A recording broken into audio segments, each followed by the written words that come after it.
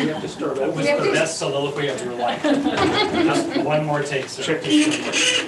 Check for sound. How are we doing out there? Give me a thumbs up in the audience if you can hear us now. Okay, thank you. All right, well, we'll start with our written communication.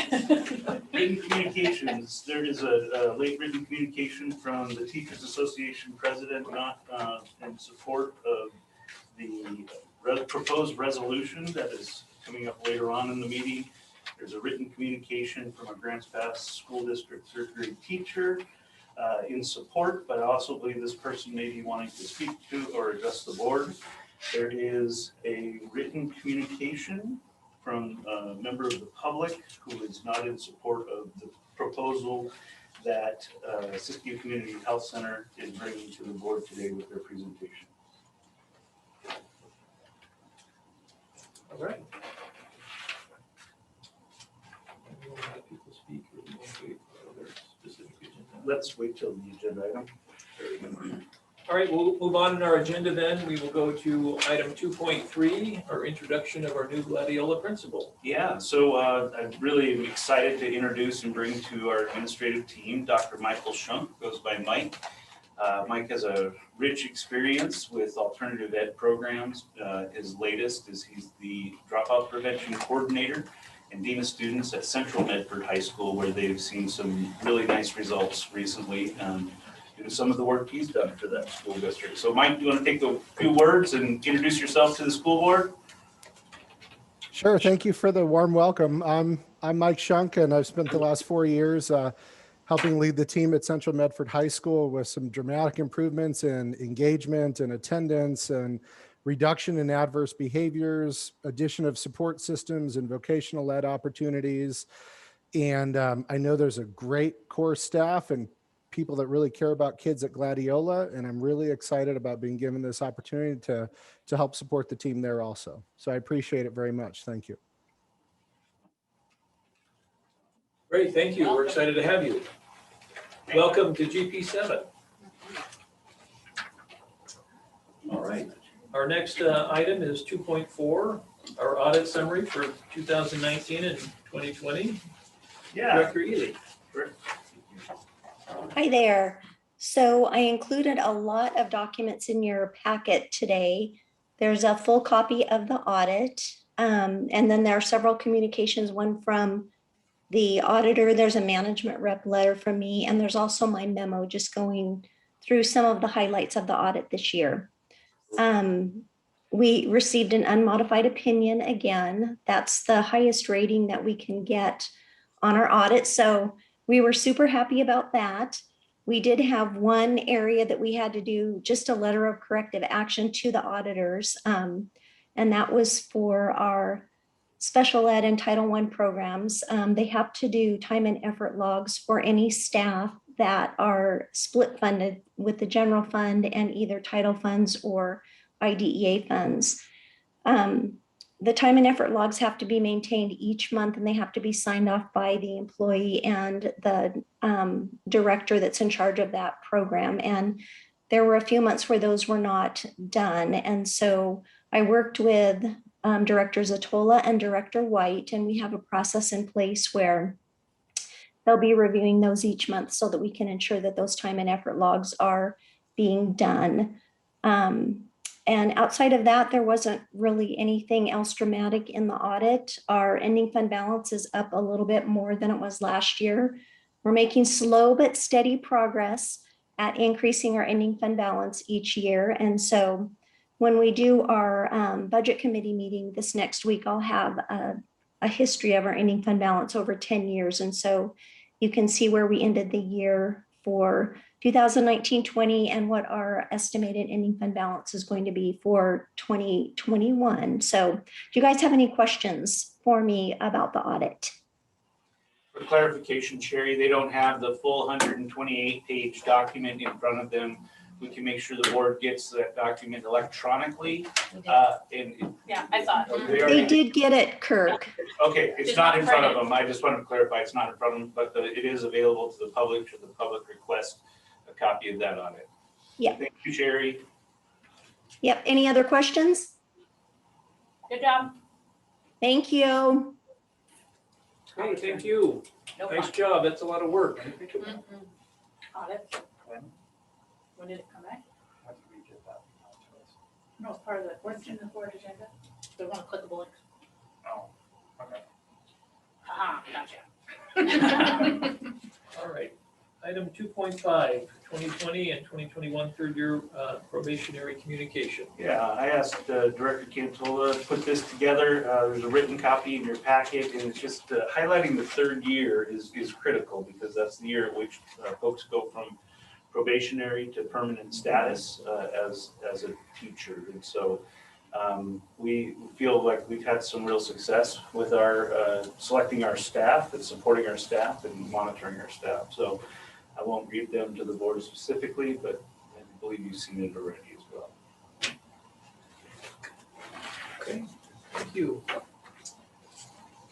All right, item number 3, our consent agenda. We have a motion to approve our board agenda for this evening, our board draft minutes from February 23rd, as well as the financial and personnel report. I will entertain a motion to approve those items. Member Durbin, so moved. Member Wilkins, second. It's been moved and seconded. Any further discussion? Gary? Really like the graph, Sherry.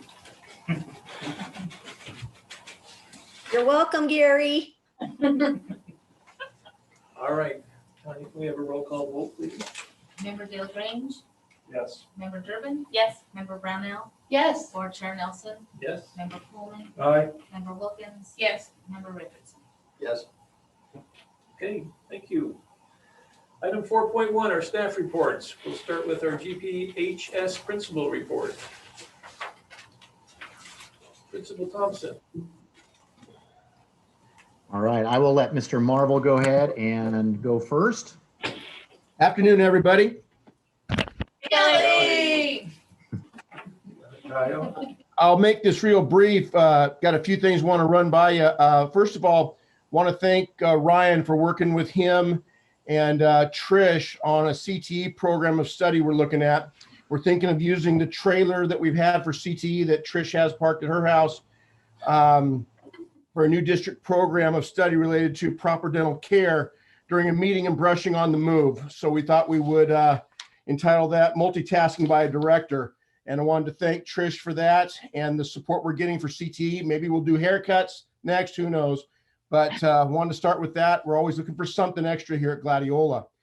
But on a real important note, had Valentine's for our kids, and we're getting everybody here at school, and it's exciting expanding our day and being able to have them here on campus. And so the kids have been doing very well with that, and we've been doing some incentives to also get them to want to stay engaged and look at longer class periods. So that's been very good.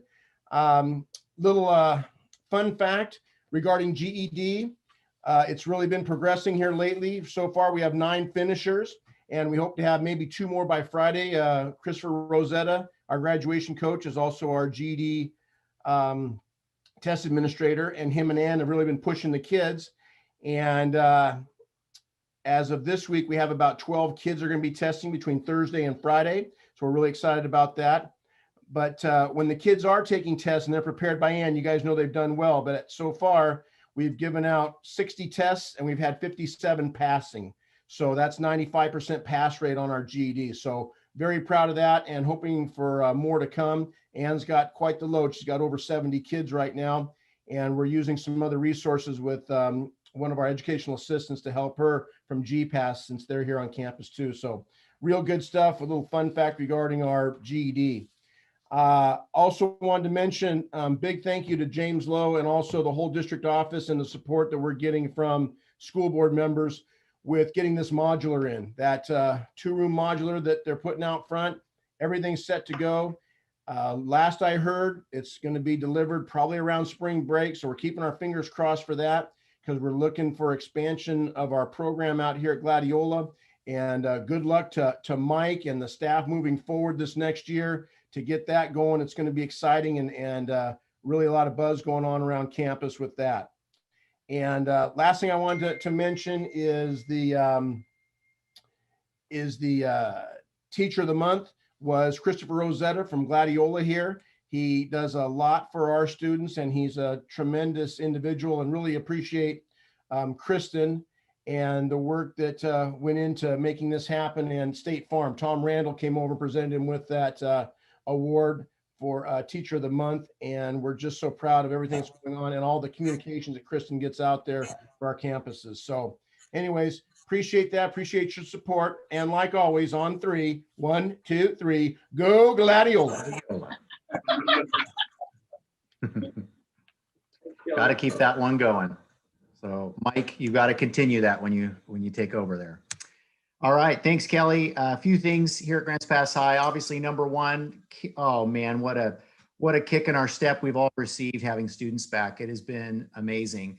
We've had our first or just finished up our last of 4 first days of school, 2 for freshmen, and then Monday, Tuesday this week, we welcomed everybody else. And kudos to obviously our teaching staff who were prepared, but especially our leadership group and Rochelle Watson, our freshman success coordinator, for developing lessons that took part both during freshman days and then all of our students returning. It went over just a lot of school protocols and safety protocols and that kind of thing. Check-in has been very smooth. If there was anything I could complain about, we do have some kids that have to wait for about 1 hour when they first get here just because of our busing schedule. It's not anything anyone could really do anything about it, but thanks to our students who are very patient and wait and until they can get into classrooms. But our teachers have done an outstanding job and gotten kids through in a smooth process. So overall, I would say, of course, kids are very excited to be back. I talked to a number of teachers today, just kind of reviewing the last couple of days. And there were many of them that commented about kids they had never seen before. As you well know, those cameras are oftentimes turned off and sometimes the audio as well. So not only that, we actually had kids that had not been attending school for weeks. I mean, not even logging in, that were here today and yesterday, and how nice it was to see kids back in front of us. So kudos to all of our team there, and so nice to be back in school. We had everyone you see that's an administrator here on this meeting, and a whole bunch of teacher leaders, including, I think there was 15 from Grants Pass High, got to take part on the Digital Avid XP leadership session last week. It was online, but there were 60 of us in our district, and it was really nice to talk about something else besides COVID or Canvas or hybrid. We got to talk about big picture things and rediscover our why, and really a great session. So thank you, Trish, for helping set that up, and nice to get back to what we were meant to focus on in the beginning. And then lastly, you may have already gotten the link, but Academic Masters is tomorrow, and it will be obviously a much different version than we're used to. It's our countywide competition with our other county schools. Michelle Napier's put in a lot of effort getting that up and ready. Unfortunately, the math, science, social studies, and English sessions will not be able to be broadcast live because of a number of issues, some of which the RCC judges do not want to be in person. They'd like to be online, and having people with judges on the Zoom and microphones and things like that doesn't always make for a good combination. However, you will get a link if you haven't already for the 6 o'clock music performances, and those are done via YouTube. I know Tanya was going to send that out, and then at 6:45 we will on the same link on YouTube. You'll see the awards ceremony, and you'll have every student that is presenting will be introduced at that time too, so they get the proper recognition, and then we'll find out the results. So look forward to that. That's it from Grants Pass High. All right, thank you. Any questions from the board? So when was the academic masters again? Tomorrow. Tomorrow. Tomorrow. Mhm. All I'll right. send you the link after the meeting. Thank you, Ryan. All right, our next item is 4.1.2. Our Siskiyou Health Center will give us a presentation. So we'd like to turn it over to our two nurses. We're gonna have Ryan introduce them. Yep. Ryan, go ahead and introduce. All right. I am happy to introduce our Community Health Center. They have been now at the high school for 3 years. And I know you've had past updates each of the last couple of years, just kind of letting you know how they've acclimated at the high school, the number of visits that they have had with students and even staff, and even students from other schools and staff from other schools also. As they have acclimated to Grants Pass High, they've gotten to know our students well and their needs well. And today's topic has to do with contraception and student needs that have been expressed on that subject. A few years ago, when Siskiyou came to us, we happened to have new health standards as well at the elementary, middle, and high school. And one of those, at the high school level, we actually had to teach students the proper demonstration of how to use a condom. And those are new and different things for Grants Pass High and new and different things for the entire state. But kudos to Dr. Tamara Medley, who helped get us guide through that process. In fact, she's the one who does the instruction and does a great job of it. Today, Amber and Shanna will be giving us a little presentation on a need that they have seen within this health center. Shanna and Amber. Thank you, Ryan. I'm Shanna Pugh, and this is Amber Ihander. We are both providers here at the Siskiyou Community Health Center. We both split our time between our primary care practices and then split our time at the school-based health center as well. We do that because we like the clinical setting and the wide range of age groups and chronic conditions that we get to treat here at the clinic, but also because we're both really passionate about adolescent health and educating our youth and just being a really great resource that is accurate and non-judgmental in a clinic setting for that special population that we all work with. Today, we just first want to say thank you for letting us do this presentation and carving out some time for us.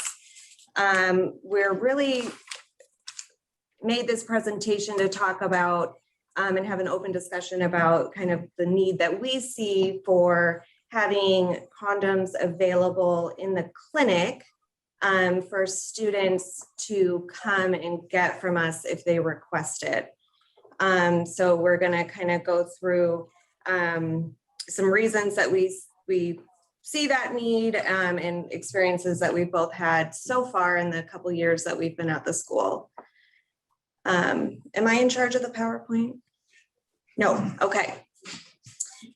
So as just a quick reminder, school-based health centers are scattered throughout the nation, and they're really a place where kids can learn about their physical development, sexual health, how to engage in healthy relationships. And they're a good access to accurate educational healthcare without additional barriers of parents having to take time off of work to take their child to the doctor, or students having to take a significant time out of the classroom because we're just right there on campus and we're available to them. So the reproductive health and STD screening and everything we're going to talk about is just one small piece of what we do for the students on campus, but an important one as well.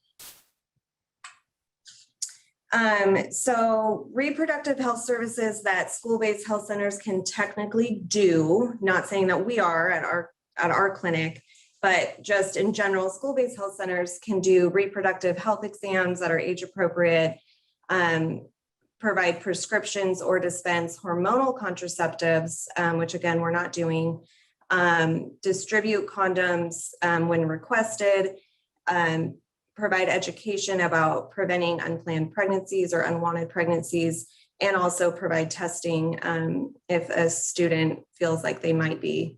And then also the education about STD, prevention, and then also screening for them on site.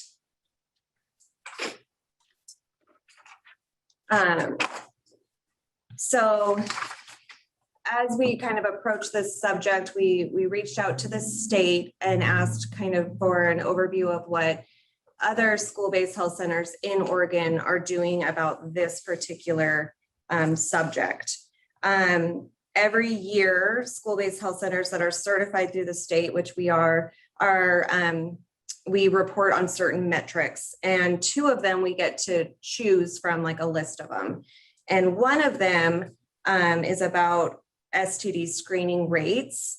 And so in the 2019-2020 school year, 18 school-based health centers in the state of Oregon chose that as one of their optional metrics to follow, because it's so prevalent, especially in this age group.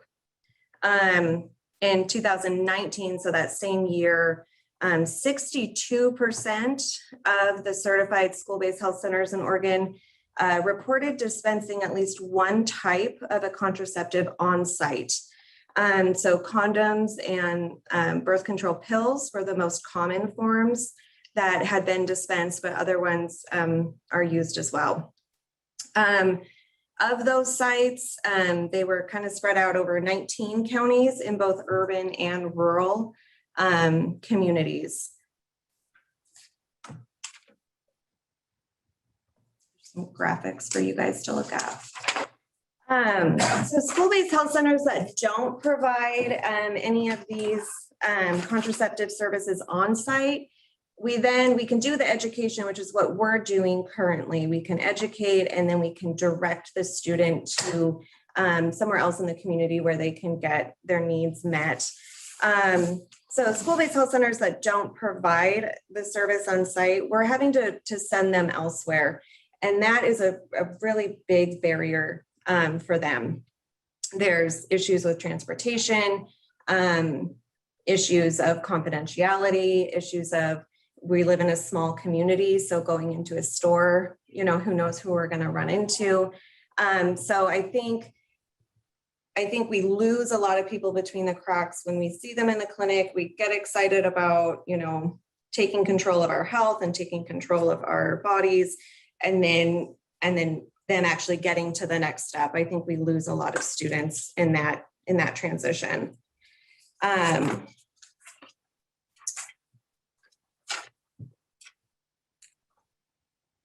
So do we have a need at our high school? I would say with a very enthusiastic yes, and I think Amber would agree.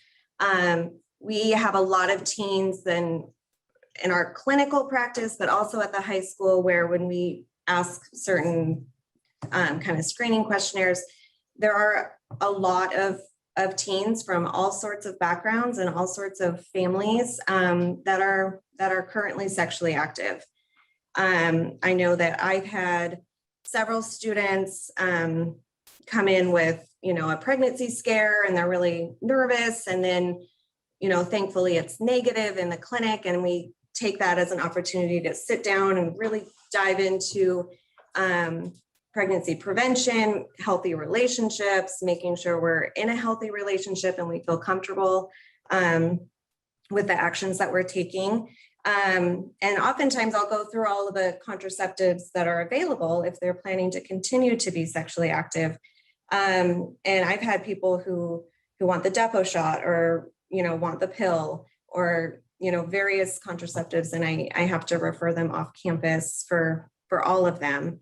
And then I've also had several patients and students, and Amber as well, who have come in specifically asking, do you have condoms that I can grab?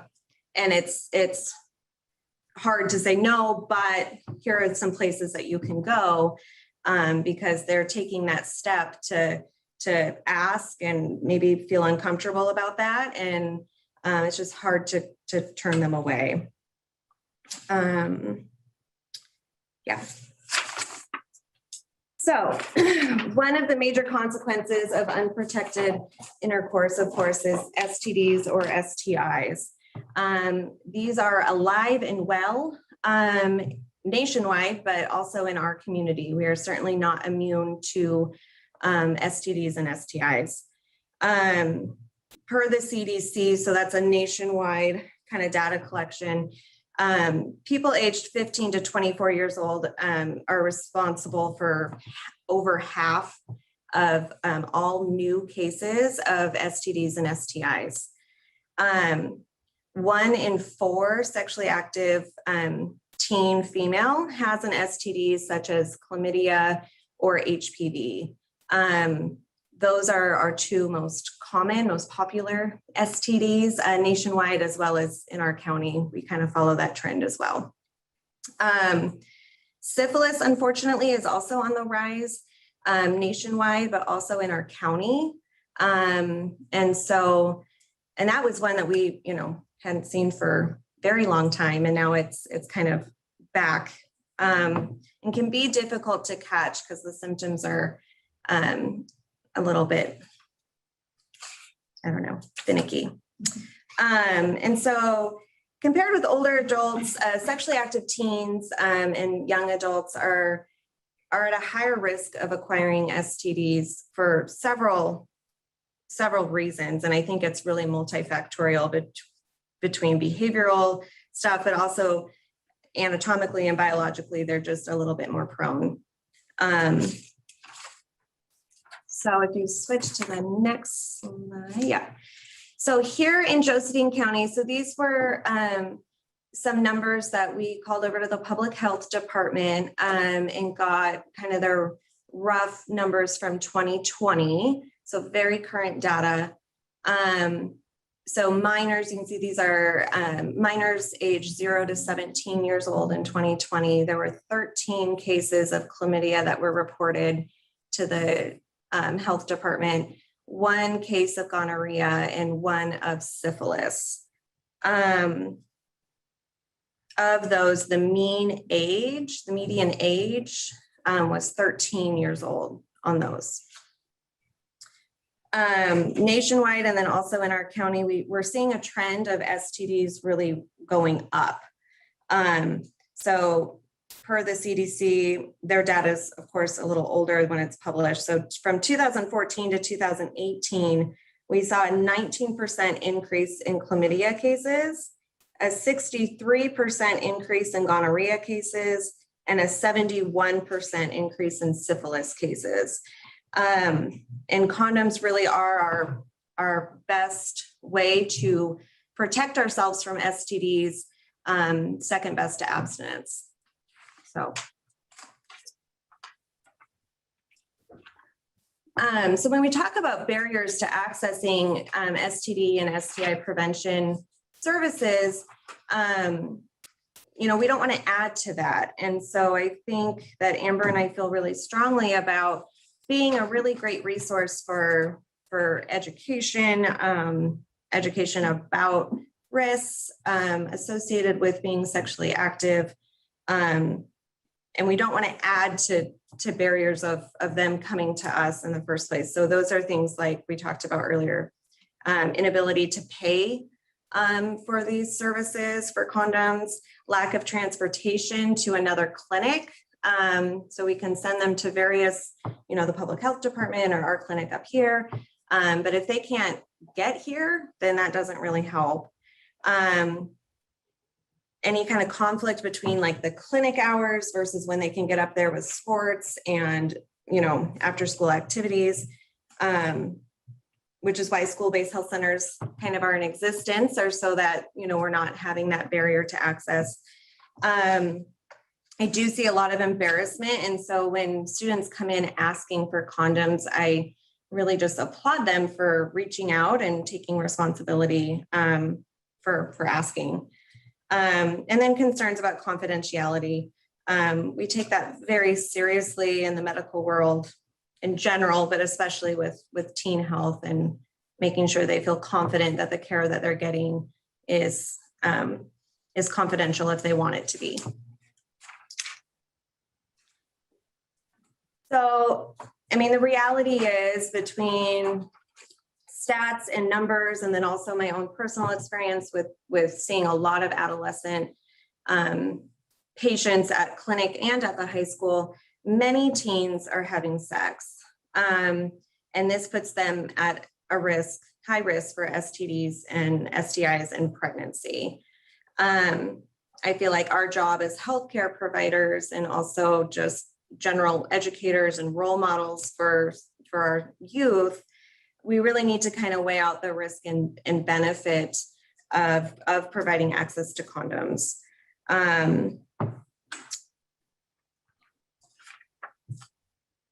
So the risk of not doing exactly what we're doing now, which is education and really, honing in on open communication and education to the students, but not providing access to condoms at our clinic site if they request it. We would see, we would continue to see STI rates either staying where they're at or continuing to climb, which is the trend.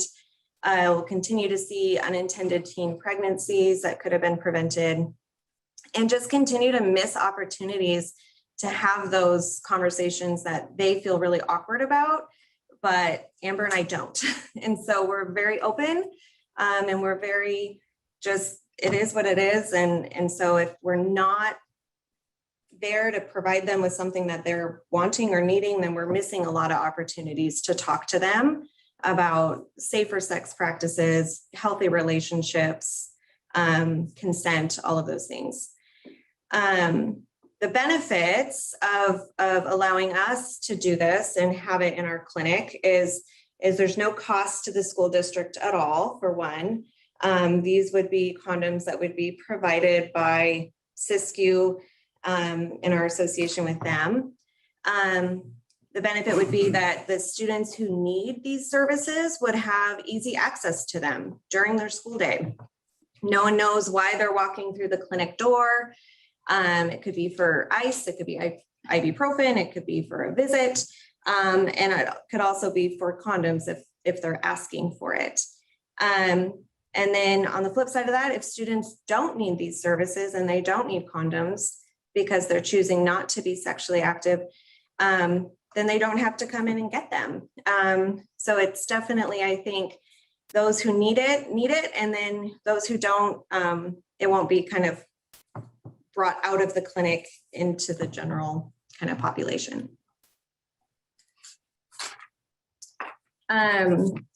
So just some background. So condom availability programs, which is kind of what we're talking about, the clinic being as a CAP. They've been around since the 1990s. And research over that time has shown that CAPs increase condom use without necessarily increasing sexual activity, number of sex partners, frequency of sex, or other kind of high-risk sexual behaviors.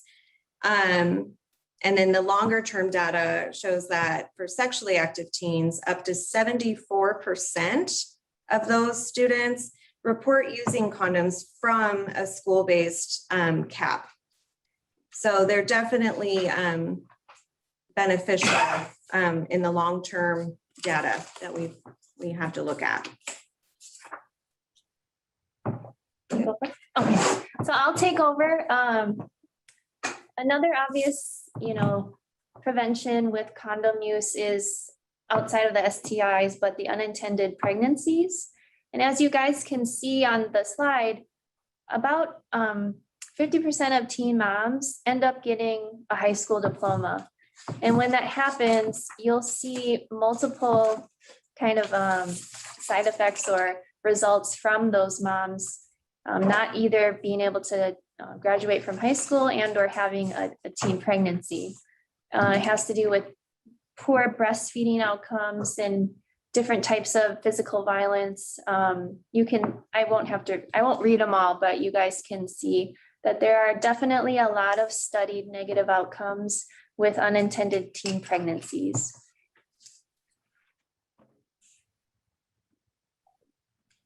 You can go next slide. And this is kind of piggybacking off that last slide. And again, even with just with the unintended pregnancy, there's also risks that have to do with the mom. It's been shown in studies that teen moms end up having a higher rate of smoking, using different types of drugs and alcohol. Poverty rates are a lot higher for teen mothers. They end up having premature babies the majority of the time. And we find also later in life, if they get with a partner, they end up becoming single or divorced at a much younger rate than the average person.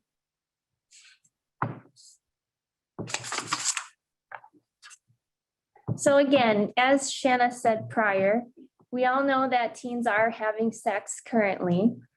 This is from the CDC website, and it's old captured data, but it is data that we were able to obtain with the most recent kind of studies.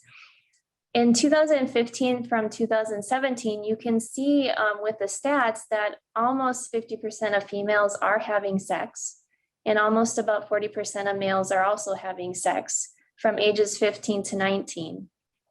The good thing about, I guess, one positive thing is that they are using a condom as their main first line of contraception when they do have sex. So that's why we're kind of focusing on that as a possibility for us to be able to distribute in the school-based health center. Again, on the right side in the pink, you can see from the same set of years, the teens that did have their first sexual intercourse, it was a high rate of people who actually did choose to use a contraceptive method. And again, it's the condom that's the majority of their first use with the contraception. That bottom picture of the moms, it shows that the young women are about 5 times as likely to have had a teen birth by age 17 if they didn't use a method of contraception their first time of sexual intercourse, which is a pretty big increased risk.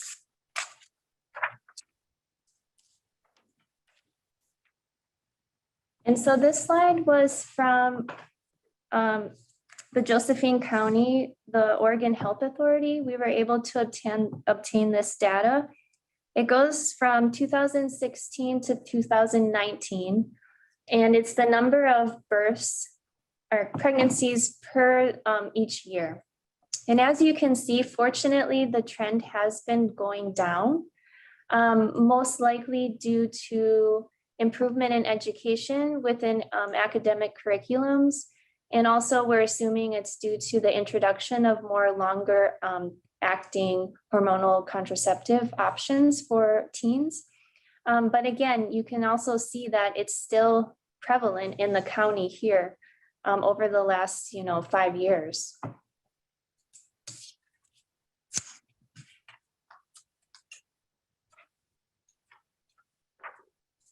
And so this slide is also from the CDC. It's mainly just kind of highlighting Josephine County as a rural county versus urban statistics amongst teens who are having sexual intercourse. And so on the left, you can see, ours is cut off, yeah.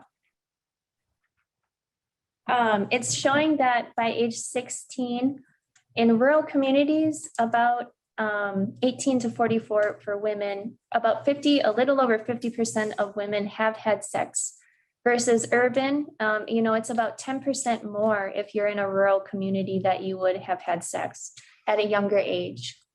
And then in that middle, it's kind of the same. By age 18, up to 80% of teens will have had sex versus an urban, about, again, a 10% increase in terms of having sex at a younger age. And for rural communities as well, the mean age is about 10 years younger. So it's just 1 year younger. It's just really highlighting the fact that with Josephine County, because we're in a rural community, a lot of times, the teens are having sex at a younger age, and it's highlighting that.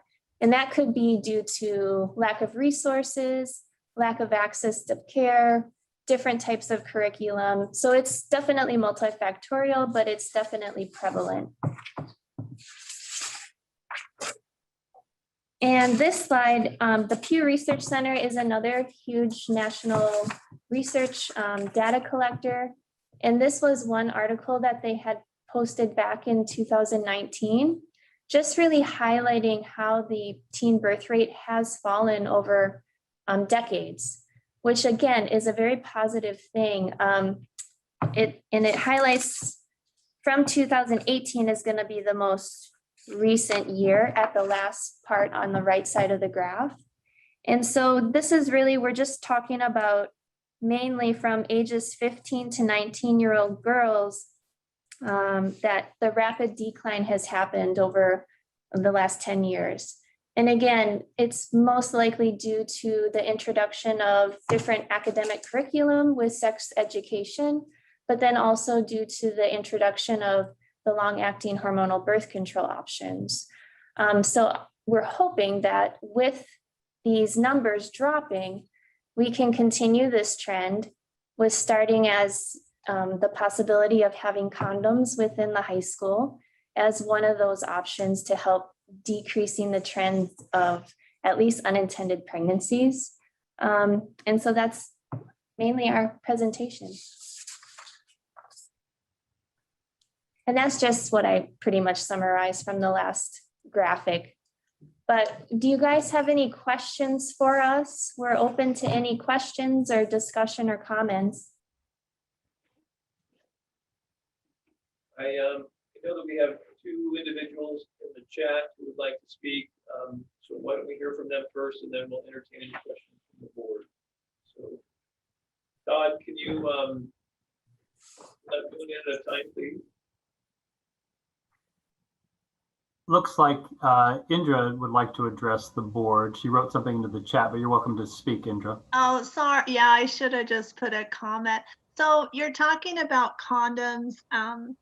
However, in your presentation, you do have the authority to do hormone contraceptives. You said you don't now, but at any time, could you decide that that's what you should do and just start doing it?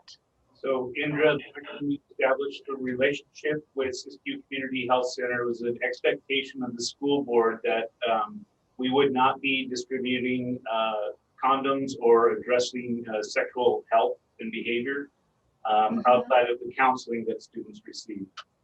And so this is the next step in a request of the board to consider being a condom distribution, have condom access in the health center. So the original expectation by the board was we would not go down this pathway, and that was a family oriented decision. But what we find is many families aren't having these conversations, and students are making their own choices. So some of the data supports that. So anyway, that's why Siskiyou's here tonight, is to take that next step in making availability to address the issues.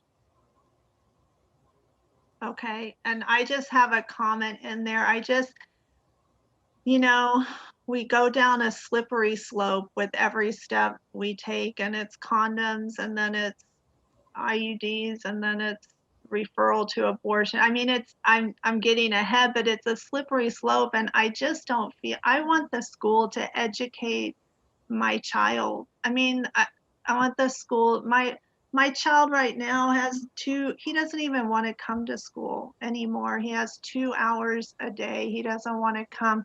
I mean, I send him for academics so he can learn, so he can get a career and go to college. And I just don't feel like it's the school's responsibility to provide this type of healthcare, reproductive health services to kids. Yes, I'm all for educating them and referring them to wherever they need to go, and to help even get them places if that's possible. But I really feel like we condone, you know, when we hand out for free and we're excited that they come in to get condoms because they're taking responsibility. I get the benefit of that. But I feel like we're condoning it. And as school, you know, when it's right at the school with teachers who are role models, and obviously I hope, you know, don't want the kids to be having sex at age 12 or 13 or whatever. And I feel like by just giving these things out, we're condoning that behavior. I feel really strongly about that. And just a question, do we have, the health center is now just at the high school, correct? We don't have health centers at the middle schools currently? That is correct. Okay. Yeah, I think that those are, you know, really common kind of part of that risk benefit. what are we saying? What are we promoting? What are we condoning? I think that from my perspective with my panel of patients, and then also being in the high school, is a lot of teens from great families. The parents are engaging in these conversations. They're saying, please come to me. Please let me know if you're planning to become sexually active, and we can make a plan and we can talk about it. And the teens are just too embarrassed to talk to their parents about it. And so then they are coming to a trusted healthcare provider to get that information. And certainly Amber and I's approach is, do you feel safe? Are you feeling pressured? Do you want to do this? Are you sure you want to do this? This is a big decision. But the reality is a lot of them are saying, yes, I want to, and I'm ready. And I'm trying to get information and get some resources to remain safe with this choice that I'm making. Are all high school students having sex? No, not at all. And we know that. But the ones that are, I just see it as a great opportunity to keep them from having an infection that is lifelong, or a pregnancy that is unwanted and unintended, with all the consequences that come with that. So certainly completely understand where your concerns are, but my reality and my day-to-day work with my patients and the students is many students are sexually active, and they come to us asking for accurate information and resources. And so that's why I'm in support of it.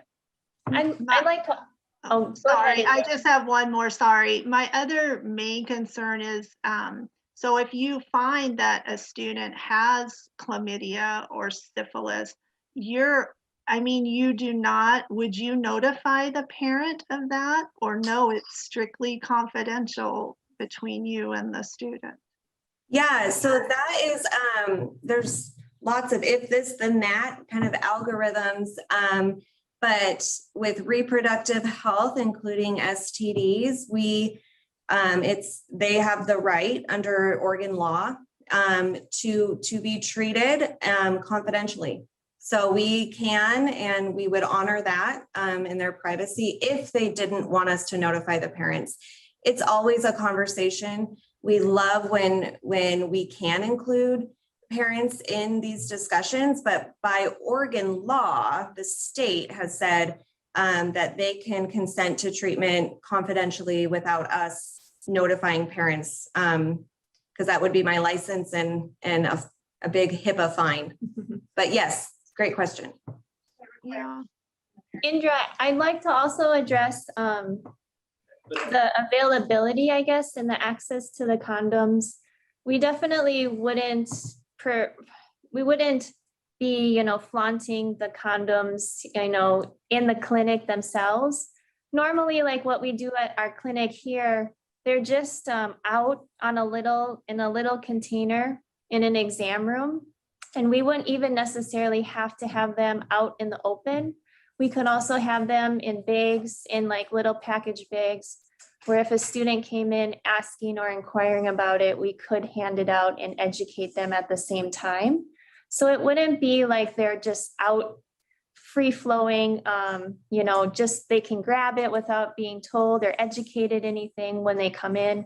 So I just want to kind of clarify that as well, that if we were to hand them out, we would want to make sure we would take the time to educate them and have a discussion about what decisions they're making and et cetera. But that it wouldn't just be flaunted, excessively in students' faces. Thank you, Indra. We're going to go to the next question on the chat, and then I'm going to open it up to the board for questions. So Todd, could you bring up our next? The other question is from Leanna, and it's about a different topic, so 4.2. So we'll come back to that. It's 14, it's 15, yeah. So yes. So at age 15, by law, any person can consent to any medical care by themselves. In Oregon. In Oregon, now this is an Oregon law. At age 14, they can consent for any behavioral health treatment or evaluation by themselves. And then at age 13 and above, correct? Any age. Or it's any age with contraceptions or reproductive. So there's 3 different age categories depending on what type of services they are seeking, that they can technically consent to themselves. So it does get confusing, but if you want to think of all encompassing, it's 15 and above. If it's reproductive, it's any age, and if it's behavioral health issues, it's 14 and above.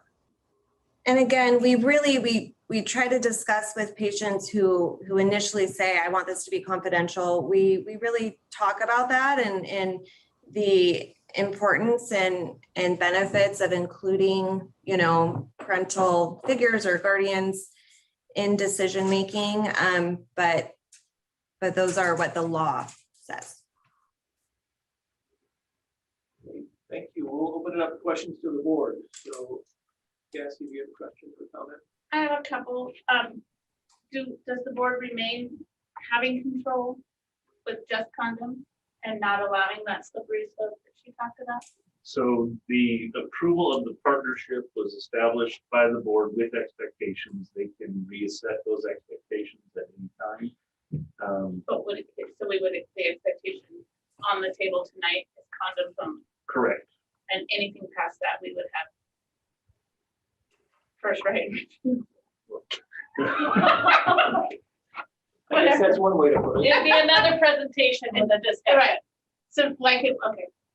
So addressing the slippery slope, that it's not a thing because we still have control of each step. Great. Gary? Well, so the biggest problem with the health clinic in our schools, not that there aren't any positive benefits, but there's this hiding it from the parents aspect of the school-based health clinic. So Oregon law apparently says at any age, and it looks like what was the mean age at 13? That means we had 7 cases of chlamydia at 13 and younger. Earliest age was 10. The earliest age on that graph was 10 years old. With 10 to 13, though, we had 7. Yeah. So clearly in our community, parents are very concerned about staying involved with their children's education. And the idea that there is this entity out there that can essentially talk to their kids, have their kids do things, and they won't find out about it until it's too late, shall we say. That's the difficult thing for parents. And so Yeah, I guess I would, so I just want to make sure because I'm kind of having a hard time hearing. It sounds like kind of the discussion being, if a student says, I want this to be confidential, kind of that feeling of it's going behind the parents' back and being hidden from them. So those laws that we're talking about are statewide at any clinic. It's not a state law for school-based health centers. So they, you know, any child can go to a walk-in clinic or an urgent care with a confidential visit. We certainly try to encourage, you know, not leaving parents out of the loop. I guess my perspective is, I'm not promoting any behavior that's not already happening. I'm just trying to be a resource if they're not comfortable to go to the parent, which would be ideal, to be a trusted resource for them with accurate information for a behavior that they're already planning to participate in. So there's a large distinction between a clinic at the high school, which the parent essentially says they're sending their kid to school for education, and things can happen without their consent. And another clinic that's downtown where the parent didn't send their kid every day expecting them to be protected. There's a huge difference in the public's mind about those two things. And the other aspect of this is the philosophy of the people giving the advice. So, are we going to start talking about the message that the people in the clinic are going to give to the students? Because I mean, once you cross that boundary, you are into philosophy of life, essentially. And a lot of the parents have one view of how that should be. Other parents maybe aren't as concerned about that, but we don't have an opt-in here. So I'm very concerned about the school providing it. Not saying it isn't a good thing or that it can't happen elsewhere, but going through the school gives it our seal of approval. And are we going to discuss what's the philosophy that's discussed with these students when these issues come up? So, I think we're already having that discussion right now.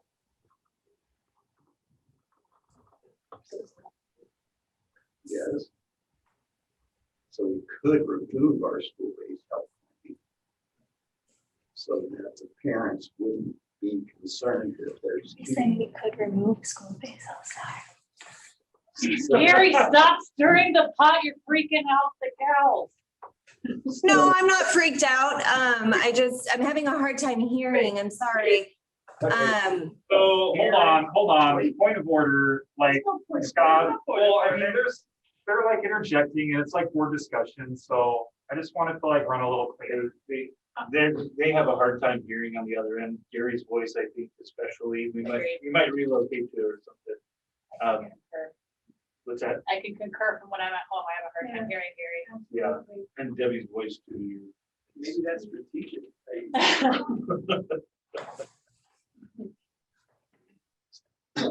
If there were no school-based health clinic at the school, parents wouldn't have to be concerned about the philosophy that was delivered to the student. But that's not limited to sexual health, because you could also have a difference in philosophy on other medical health type things, and your students going to accept. That requires paperwork. You have to, as a parent, fill out the paperwork for your student to be seen at the school health-based center, correct? Correct. So does that include reproductive health? The paperwork. Yeah. Like Rihanna sprained her ankle and they wouldn't see her until I had the paperwork filled out. Is that the same for reproductive health? Like, is it almost like if you sign the consent, is that for everything? And if they say, hey, I don't want my kids getting sexual health at all, just don't sign the form. If you don't have the paperwork, the law.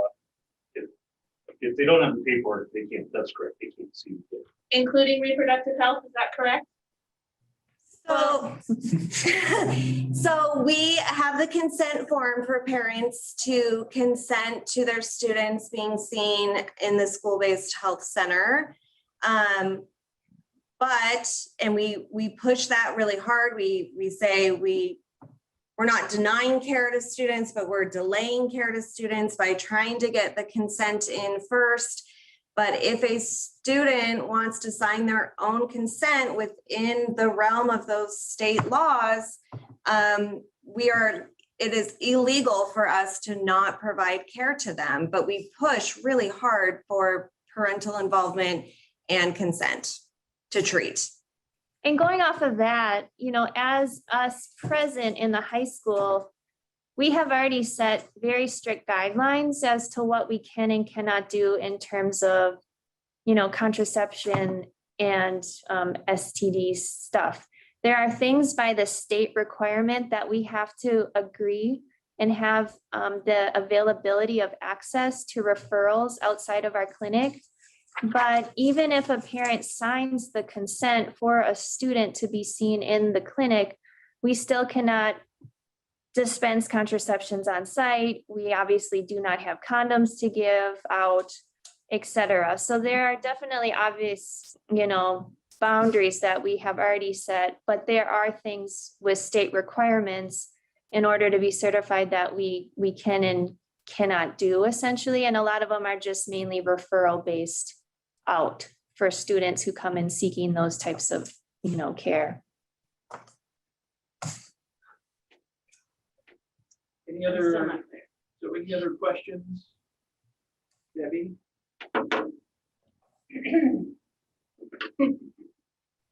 We'll stand up here. A number of years ago, we had a presentation by Dr. M, who's a consultant with you, specifically about teenage pregnancy in Josephine County. Josephine County being the highest birth rate for teenage mothers in Oregon, and Oregon being one of the highest states in the nation. With the declining birth rate, we probably are still, I don't know where we stand versus that. I hesitate to say no to a program that will be of beneficial, educational, protective value to a significant portion of our students. And it's not something that is non-voluntary. It is strictly voluntary and discreet. I'm also thinking of a presentation by a couple of our high school teachers from their sexual education class regarding how to put on a condom, which, I find, very uncomfortable. I'm sure there are people who are not uncomfortable with that, but it is not something that I would want to be in a class with, 30 of my peers versus being in a one-on-one, one or two professionals situation in a private room. So I am grateful for Siskiyou Community Health Services for being here for our children. Thank you. I'd like to just point out one last thing too. We really appreciate that feedback. I think you guys are all great people. You are all public servants. You're serving the community in special ways, and all the staff at the Grants Pass High School. And a lot of you have teens that have either gone through the local schools or have graduated or are in school. And I think it's amazing that you have a great academic program, but you also are probably all great parents, educating your teens about these types of topics. But I'd like to also emphasize for a lot of the teens who do not have that family or that education or that background of the support of family members or friends. And that's a lot of what we're also trying to focus on and be that resource for those students who do not have those great role models. Thank you. Any other comments from the board? I just have a question on kind of the process of next steps, because obviously this is part of the report section with no action. Is the expectation at some point there will be an action? Yeah, and then an action item was accidentally left off here. We can amend that and entertain a motion for the board to do so. This is a recommendation to the board.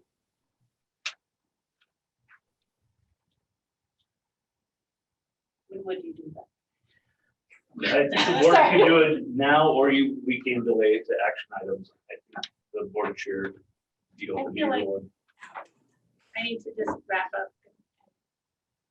Confirm that this is for condoms only, and any action past that would require it bringing it back to us.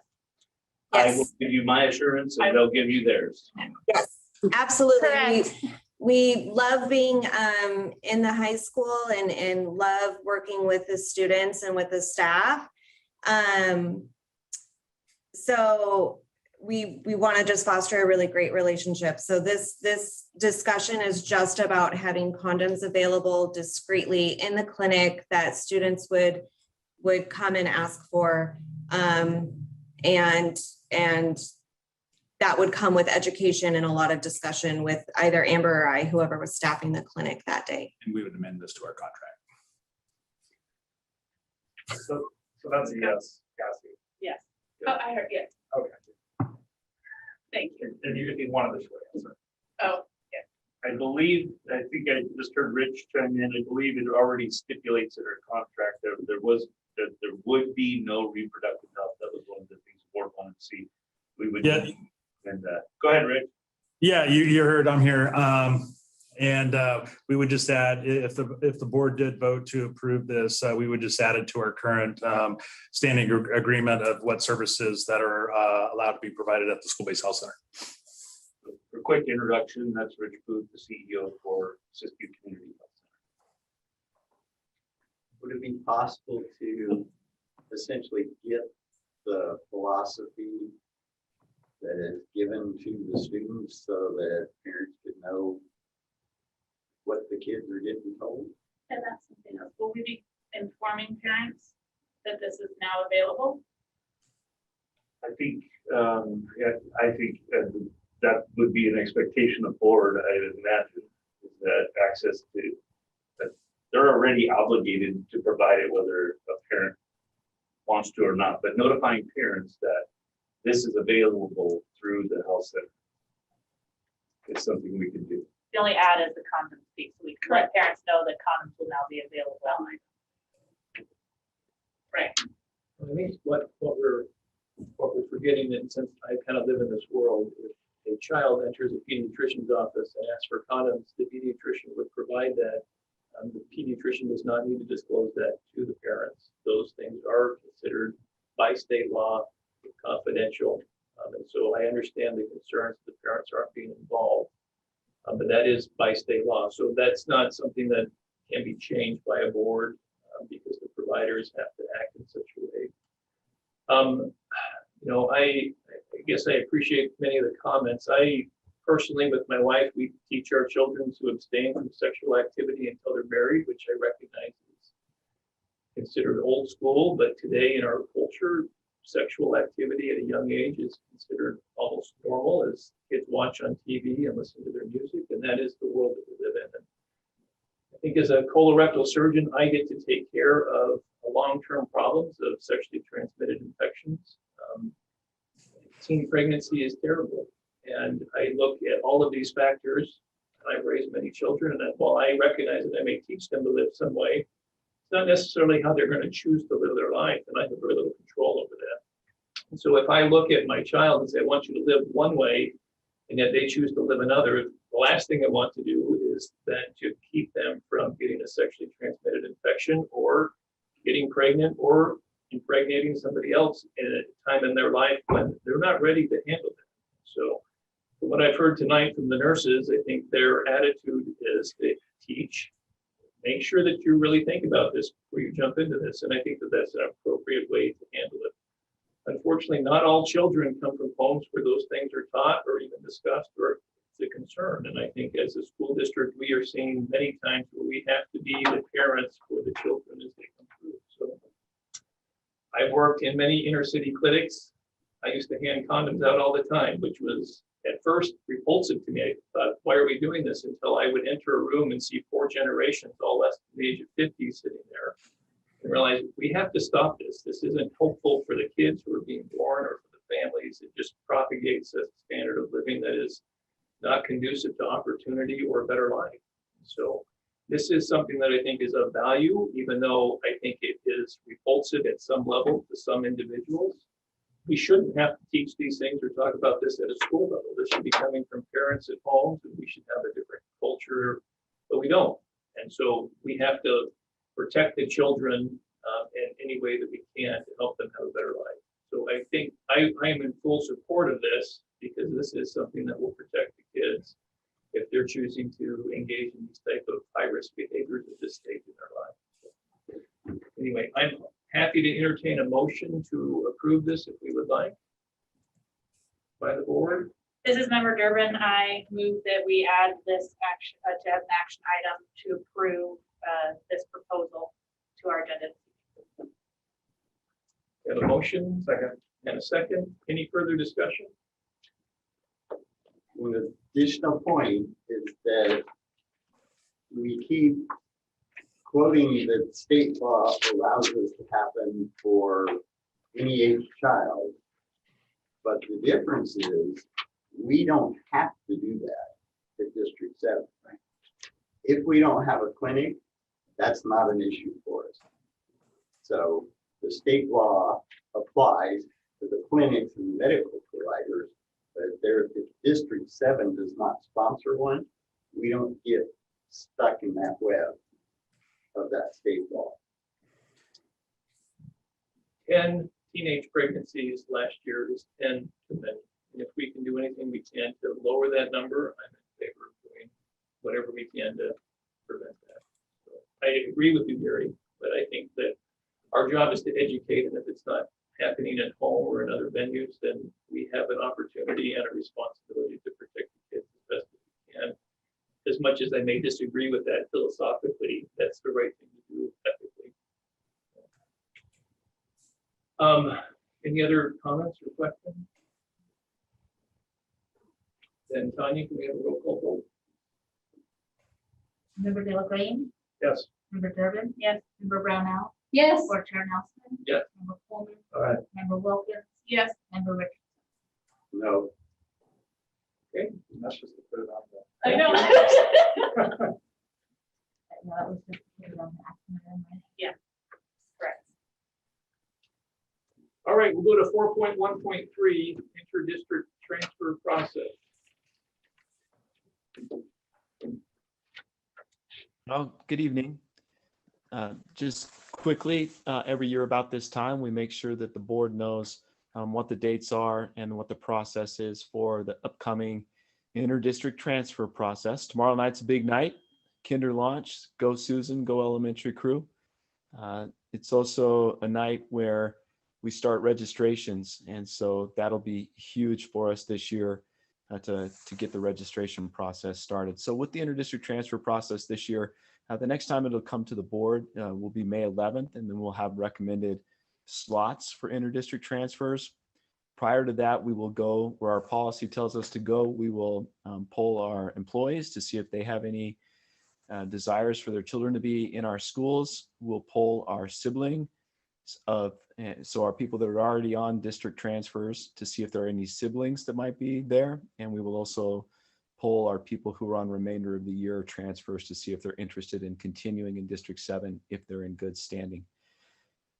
We will be more conservative, I believe, this year than we have been in years past because we don't have great information on what our enrollment is going to look like.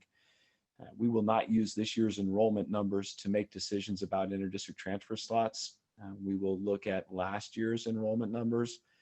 And we already know that we will not have any open slots other than the big three there for middle school. We'll have very limited open slots at the high school. And we will not open any slots that would put our numbers above 23 in any grade at any elementary school.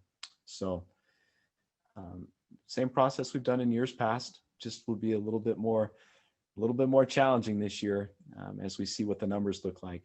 Just a quick interesting fact, for instance, if we look at last year's kindergarten enrollment and we look at this year's first grade enrollment, including our GPO school, we're down 100 students. And so whether those students will return and how many of them will return, a bit of an unknown. So that registration process is going to be huge for us this year. That's it, quick and easy. So I don't know if they have any questions, happy to answer. They bring their own 35 square feet. Will you let them in? I think Ryan's proposing that later, actually, individual tents for everybody outside. Am I? Greenhouses, Okay, individual greenhouses. thank you. Like quick and short, so that's fantastic. And no comments from the board, so great, we'll move on. 4.1.4 GPS bell restoration project.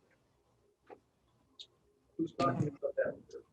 So I'll for go this ahead and speak to that. portion, you might want to adjust your screens as Mr. Lier shares out. He's going to just showcase from his video. So up in your upper right-hand corner of your screen, you might want to change it so that his screen gets larger.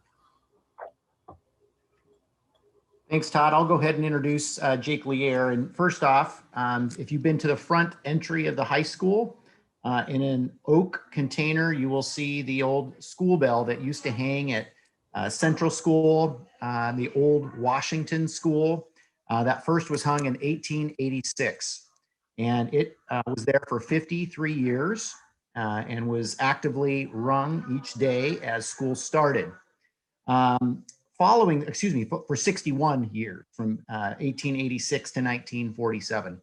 Following that, for 53 years, it was taken down and the Steinbaugh family in Grants Pass stored that bell. And in 2000, just after the new high school was built and opened, it was placed in the oak container and placed in front of the school there at the entry. So watching that and seeing that day after day, year after year, we think, you know, that bell might be able to be used. And so I approached Jake Lier, our amazing metal fabrication teacher, and his program and students that will be speaking to you about how we could restore that. And so thank you to our maintenance department who helped get the bell weighed, and Mr. Lier, of course, and his students for ensuring that we could have a project that's worthy of presenting to you today. So without further ado, Jake Lier. Hello, everybody. So I have a few students to introduce you to. I will just introduce them as we go. And what we did was I tasked my advanced metal students with coming up with an idea for a housing and how we're going to mount and what we're going to do with this. And I let them pick their own teams with someone that they would easily be able to have contact with outside of school, just because of the time we're in and not having a whole lot of time in school to work on this stuff. So I have one team left. The other ones have kind of either graduated early or kind of phased out of the class, but we still have the designs with at least one of them. So I have 4 presenters tonight, one group of 2 or one team of 2, and then 2 individuals. What we did was we came up with 9 designs, and then we voted on them as a class, and we came up with the top 3 that we wanted to present and then get feedback on. And as you're looking at these designs, what we're looking for feedback is we haven't decided on what design we really want to do. And if there's maybe some things in one bell that we could incorporate into another one, so we could still combine some things. I'm just showing the research that went into this, and I'm letting them give their presentation on how they came up with their design. And while these are hand sketched, eventually they will be done in digital form as well. In my belief, in talking to them, a lot of industry people, one thing that's missing in young designers is the ability to hand sketch things and draft them by hand still. So a lot of what we've been able to do is just hand sketch those or draw those. And I think I'm talking too much. Anyways, I'm going to go ahead and get to the students. Our first presenters are Audrey Lamas and Brianna Shearer. I'm going to turn my camera, and just got to bear with me because this is what kids have to go through every day when I change camera angles. I'm going to put my hand over it so it doesn't make everybody dizzy. Let's see what happens here.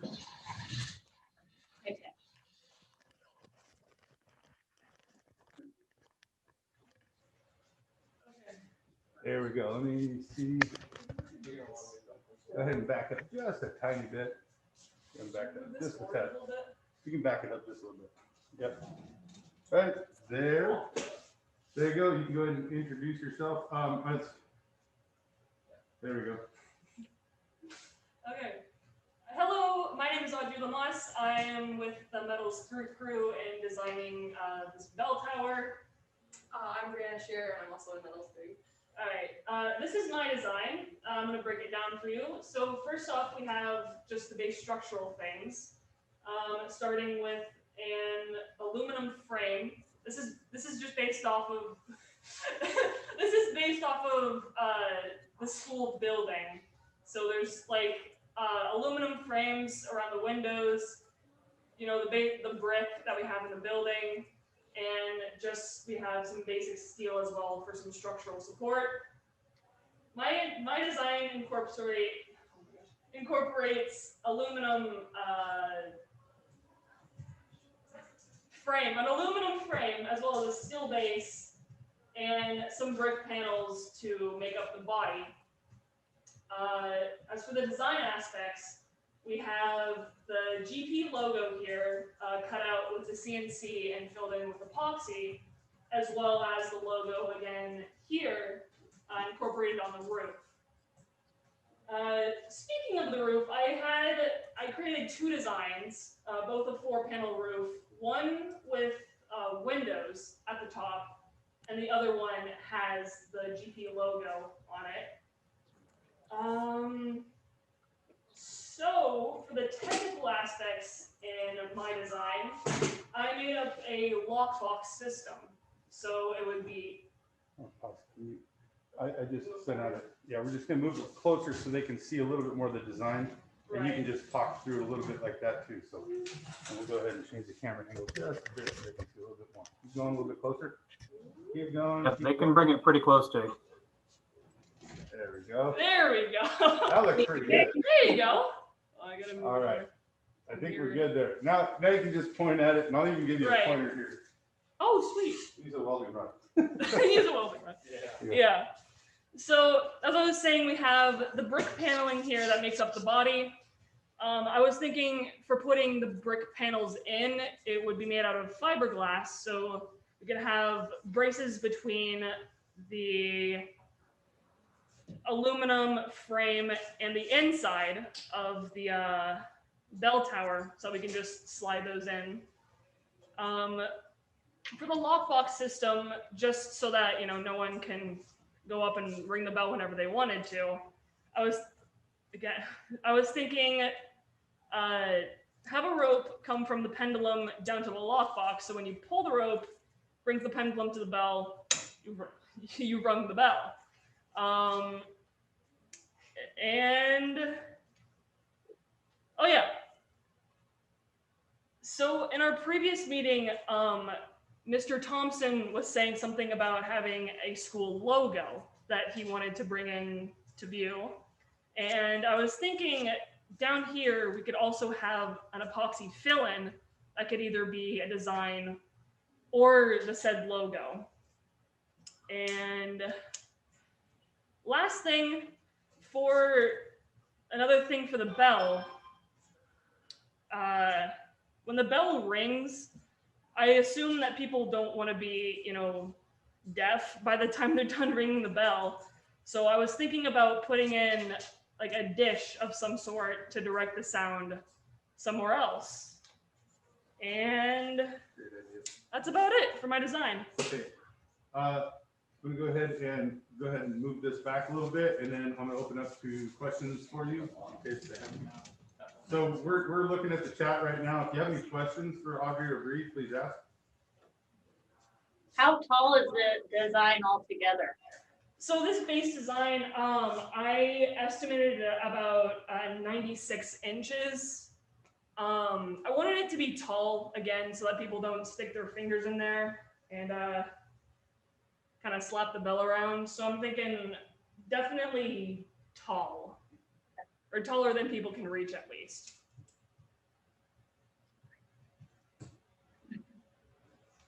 So on the left, you have two different styles for the top. Mm-hmm. Is that just options, or do you have reasoning for the, looks like windows on the top? Oh, I was thinking keeping it open instead of putting in glass to make it per se like windows. So just keeping it open so that we don't have to like replace the glass if someone managed to throw a rock or something. Let's also say that if we're able to create that and it works out really well, we could put some iced plexiglass in there and then put like some Right. sort of LED behind it. You know, we're still looking to design as we go, but this is our base models. Yeah.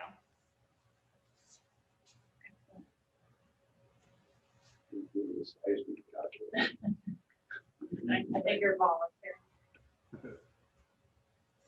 I think it's great looking. I really like the, on the roof option, I think it's with the, if we're calling them windows, I like the detail work there. That looks really cool. And they will spend many, many hours on it. Oh, yes. Well, yeah. All right. Well, if there are no more questions at the moment, thank you, Bree. Thank you, Audrey. Yep. And we're going to move on to Isaac Redlinger. Isaac, we're going to go ahead and maybe just start you off. That's a pretty good distance right now. We might move it a little bit closer so they can see, but go ahead and put your poster up now.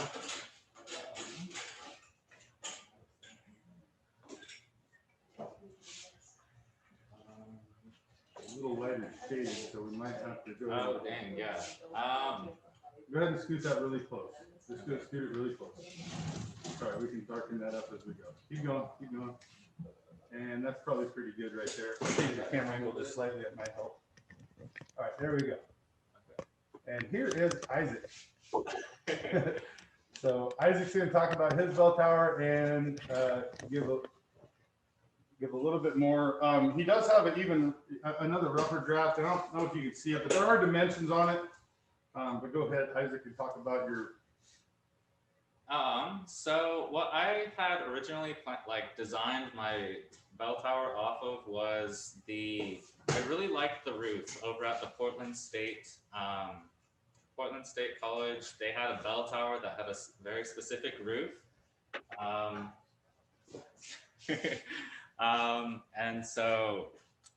then after realizing kind of how complicated it was, I tried simplifying it. So it's really just a square roof. And what you probably can't see it right here, it's really light, but I had tried putting a little GP, I'm not sure what they're called, but like a spire. We would be able to just CNC cut out the spire, and then I wanted the bell to be kind of open, but the sound aspect of it, I didn't really think of, and I'm not sure how to incorporate it. We would probably have to figure that out later. And then the brick, I think that's kind of a theme of what we all tried to do, was have a brick lining that would be able to match our school, just so there was some sort of resemblance between the school and the bell tower. And then something else that I was kind of thinking of was we could maybe try and have this bell tower represent something more than just being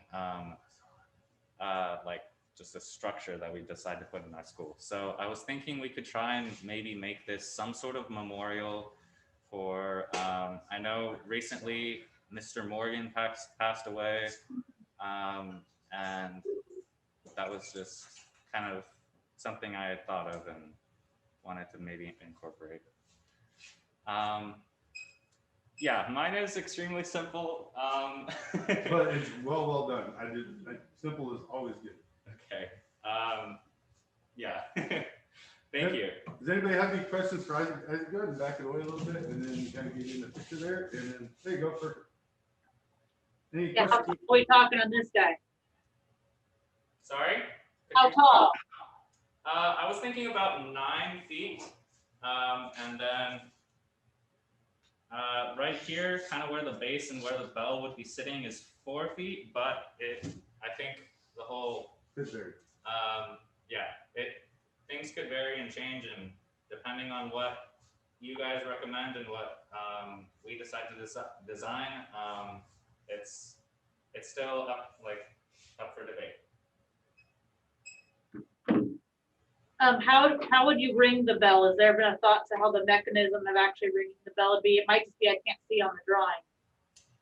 That's kind of, I wasn't sure whether, like, how people would want to. I wasn't sure if we would want to, like, flip a switch or pull a rope.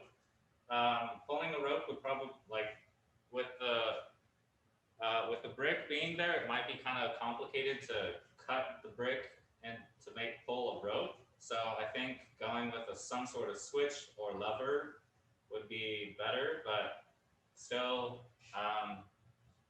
not sure. Very good question.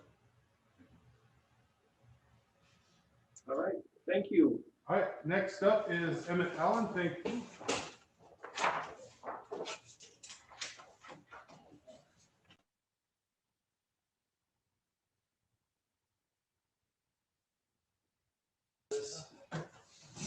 Up here, so they can see it.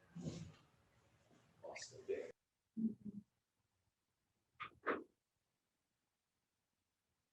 Are they gonna ring it every day? Okay. Okay, I also did want to just, as it, both Emmett and Isaac are already committed to going to Oregon Institute of Technology next year. So that's where they're headed. So future engineers on the way. So coming up is Emmett. Okay. Good evening, ladies and gentlemen. My name is Emmett Allen. I'm 18 years old and I'm a senior here at Grants Pass High School. First of all, I just want to thank everyone for the opportunity that we've had to be able to have the responsibility of building something that's going to be so important to the school. It's been really fun, especially with like the distance learning. We really have had very much stuff to do in the metal shop and we can't be in here. So when faced with this challenge, I wanted to create a bell tower that was simple enough that us as metal students were going to be able to learn and design and be able to manufacture ourselves without having to hire outside help, while incorporating some of the heritage and design of Grants Pass High School, because I love obviously the brick and the colors and everything. It's just really iconic, especially to like Southern Oregon. So I wanted to be able to incorporate that into our bell tower so that it would fit in the high school and look really good and really just incorporate the heritage of the bell itself. So when doing my research, I stumbled across a website and it's an engineering company based out of Tennessee called the Verdin Company, if you want to look them up. They specialize in bell towers for colleges and high schools and stuff like that. And they build with these really nice like square structural steel designs. And I thought steel would be the best because obviously we're in the metal shop, so that's kind of our wheelhouse. So moving on to the actual structure itself, we're going to start with a 6 foot by 6 foot concrete foundation, and that's going to be super, super important for the actual bell tower itself in terms of just having a really good solid spot to put it on.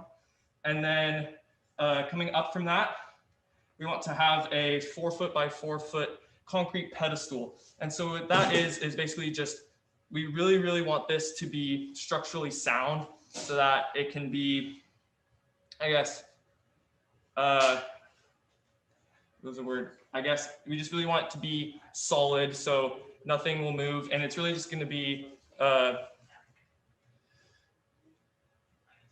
being able to withstand the weight and everything of the bell. So what it is a 6 foot by 6 foot concrete foundation, like I said, with a 3 foot, 4 foot by 4 foot square pedestal on top. And that's going to hold the actual steel structure of the bell. And then we want to side that with brick veneer. And what that is that's basically like a brick siding that we just put on the side of the concrete to really give us that brick look that we want to go for without having to do a whole bunch of brickwork and be able to use the actual solid concrete, which is way more structurally stable than just loose brick. And on top of that, these pillars, we want to do 4 pillars that's in like a square, also 4 foot by 4 foot to be able to encase the actual bell.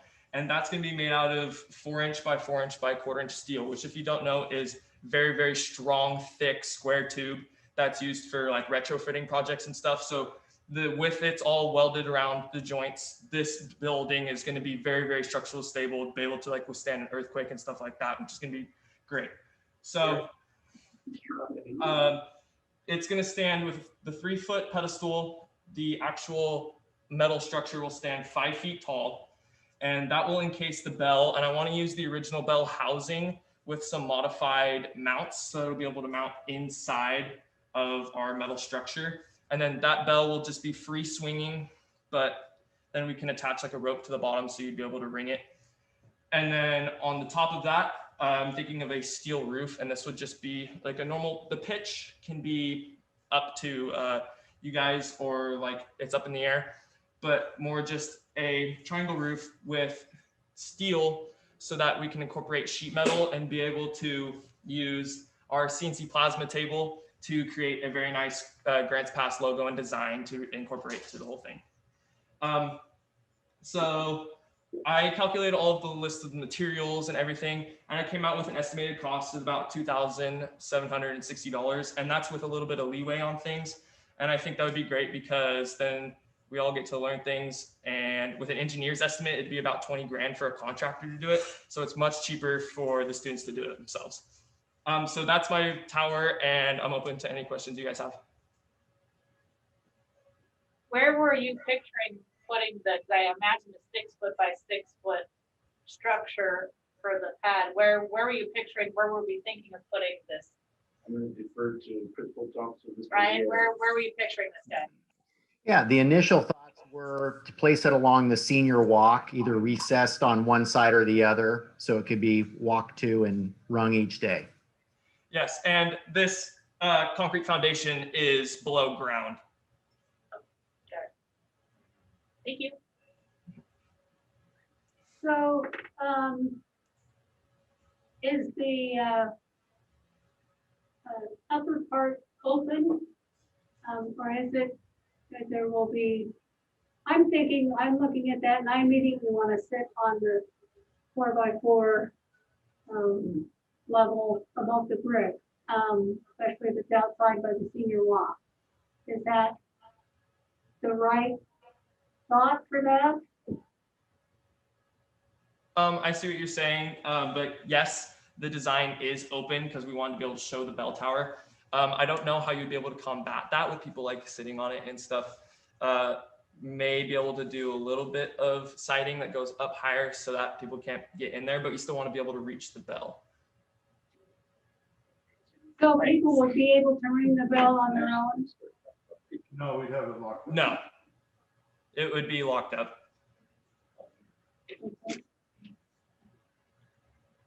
Yeah, I'm still not clear. So if the concrete pad's underground, the brick is above ground and it's about 3 feet. Yes, ma'am. And then you've got a 4x4 area that it looks like you could sit on, is that correct? But you would not be able to actually, if you were sitting on there, reach up and ring the bell? Would be fitted in place until we wanted to ring it. Sure. I didn't quite catch it. He said he's going to put bird spikes there. I think maybe come up with a solution for that planning, but the sitting piece, I would be concerned, or if they would hit all the water bottle or just to make the noise. Whatever. Yeah. And thank you for the idea. We can always raise it up higher so it wouldn't be like very comfortable to sit on at all, or kids wouldn't even be able to reach it. And that might be able to help with it, just raising the whole thing a couple feet. I'm just kind of thinking safety thing. Yes, of course. I love the concrete stability. I'm sure Gary will echo the engineering aspect of making sure it's sound. So I appreciate all of that thought that went into making sure it's a secure structure. Thank you. All right, thank you. Before I let you go real quick, I forgot to bring up that Audrey will be going to George Fox next year, and Bree will be going to Wyotech over in Laramie, Wyoming. So anyways, just wanted to bring that up as well. But thank you for your time. If you have any more questions or anything like that, please let us know. Any comments that maybe, afterthoughts, if you could just let us know at any time, that'd be great. be possible to see design number 1 again? Just to refresh my memory. Let's see if we can put those even, yeah.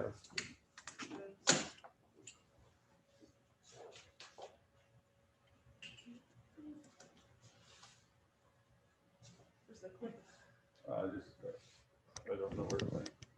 I think, do you have the clip in your hand? It's right here on your desk. Oh, there you go. There you go. Okay, thank you. Thank you.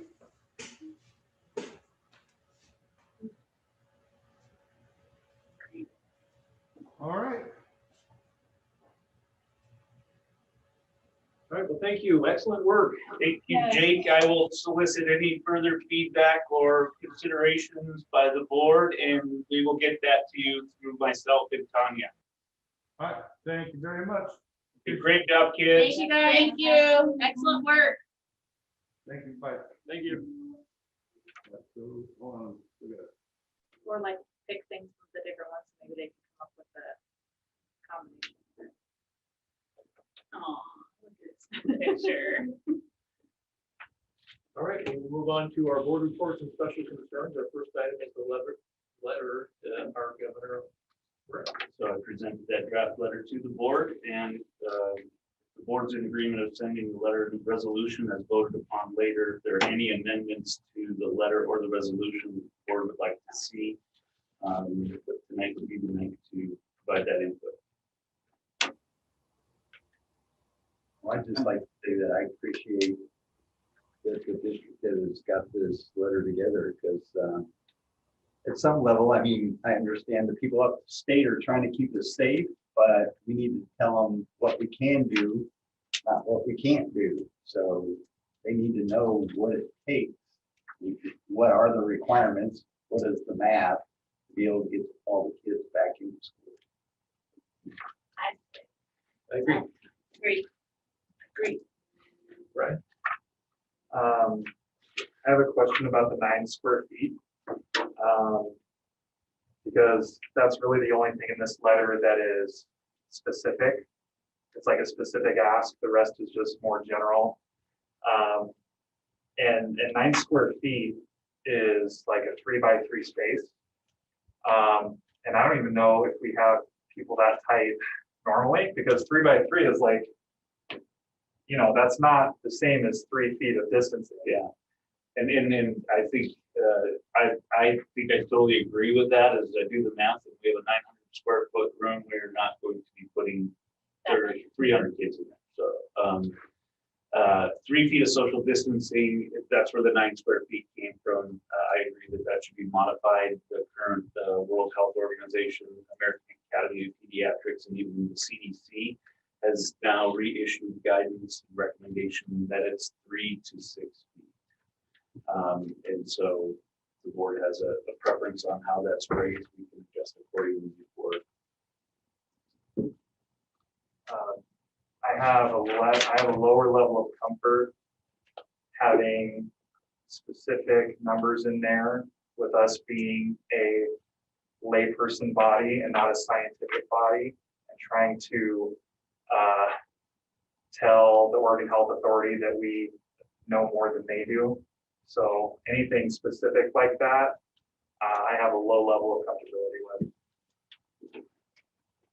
So these guidelines follow the CDC recommendation? The 9 square, Brian brought up this in CDC, World Health Organization, American Academy of Pediatrics, it's 3 to 6 feet of social distancing. If they gave us that range of 3 to 6 feet, we could comfortably get all students back in the classrooms. Could we replace the 9 square feet with more of a 3 to 6 feet of social? And we can reference, and we can reference these organizations. That makes sense. I like that. Did all of those organizations you referenced say 3 to 6, or were some 3 and some 6, or were they all 3 to I would 6? have to double check. This was me quoting Colt Gill from today's meeting as well, because they added World Health Organization. I wasn't aware that they had also done. So I would have to get that. And if it's different for each one, I would cite that specifically. Okay. Are you okay with an April 5th, specific date? As far as what, like March? Yeah, tomorrow. We send it tonight, having April 5th in the letter for the, how quickly we're asking this to be, allowing us to return to in-person full time. Yeah, I don't so much have an issue with the date per se. I just have issue with us citing the authorities on health, CDC, and whatever the Oregon Health Authority abides by. I think as long as our citations match, I'm fine with that. I think it's clear to go with the 3 to 6. That's how their updates seem to be coming out, is Yes. referencing that and not so much the square footage piece of it for sure.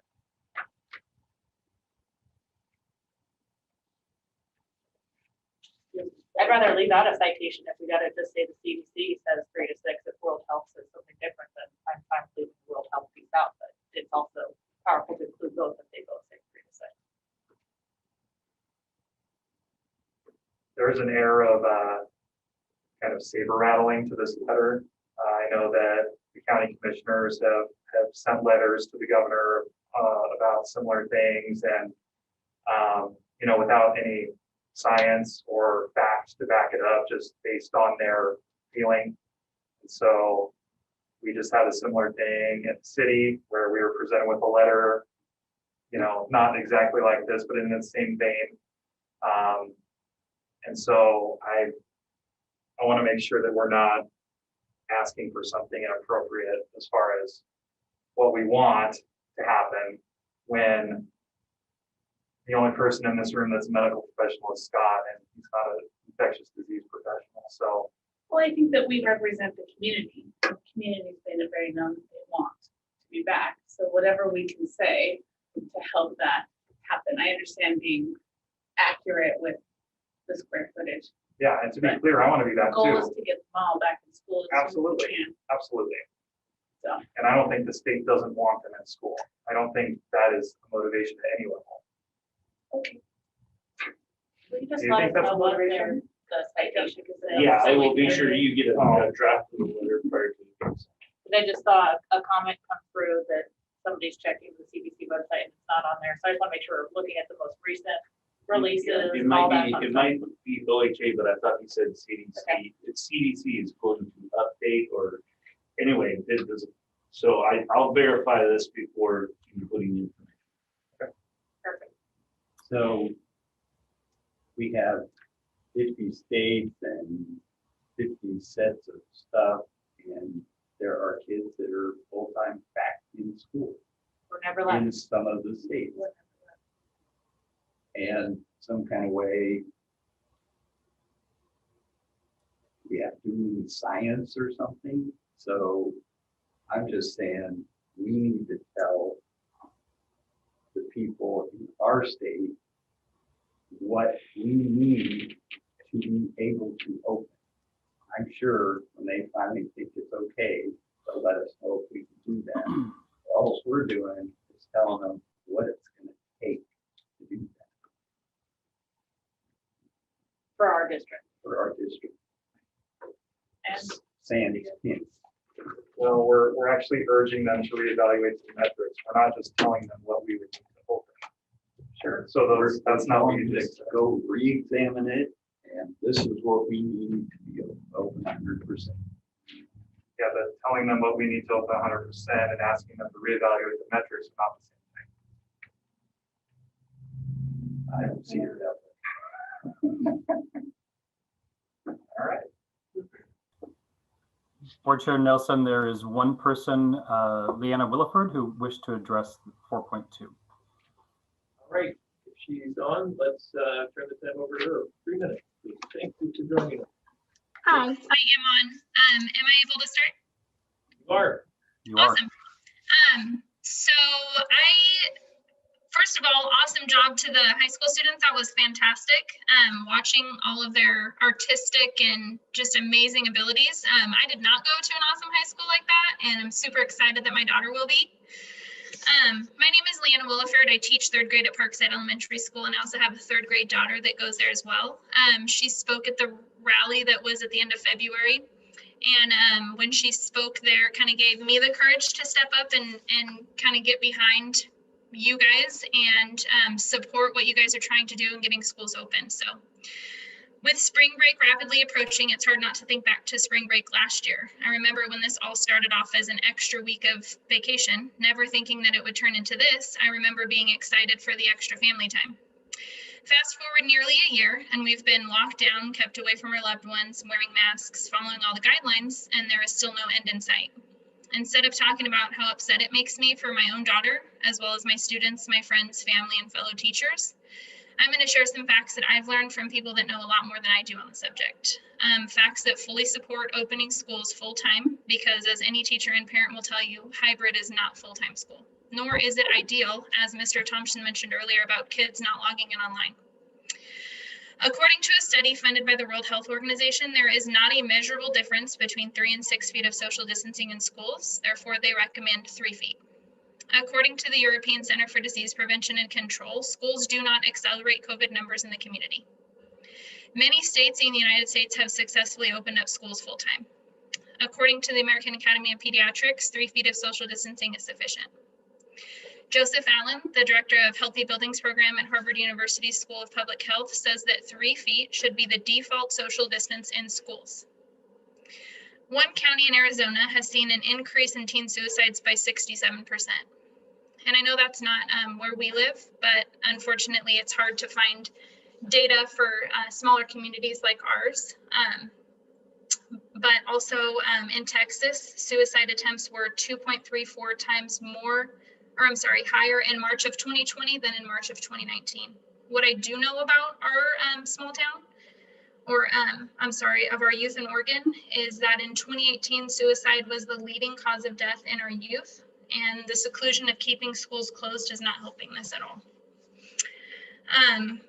At the February rally for full-time in-person instruction, Tressie Albee, a local licensed professional counselor, stated that she made more youth referrals for psychiatric medication in the last 1 year during COVID than she has in the previous 6 years combined.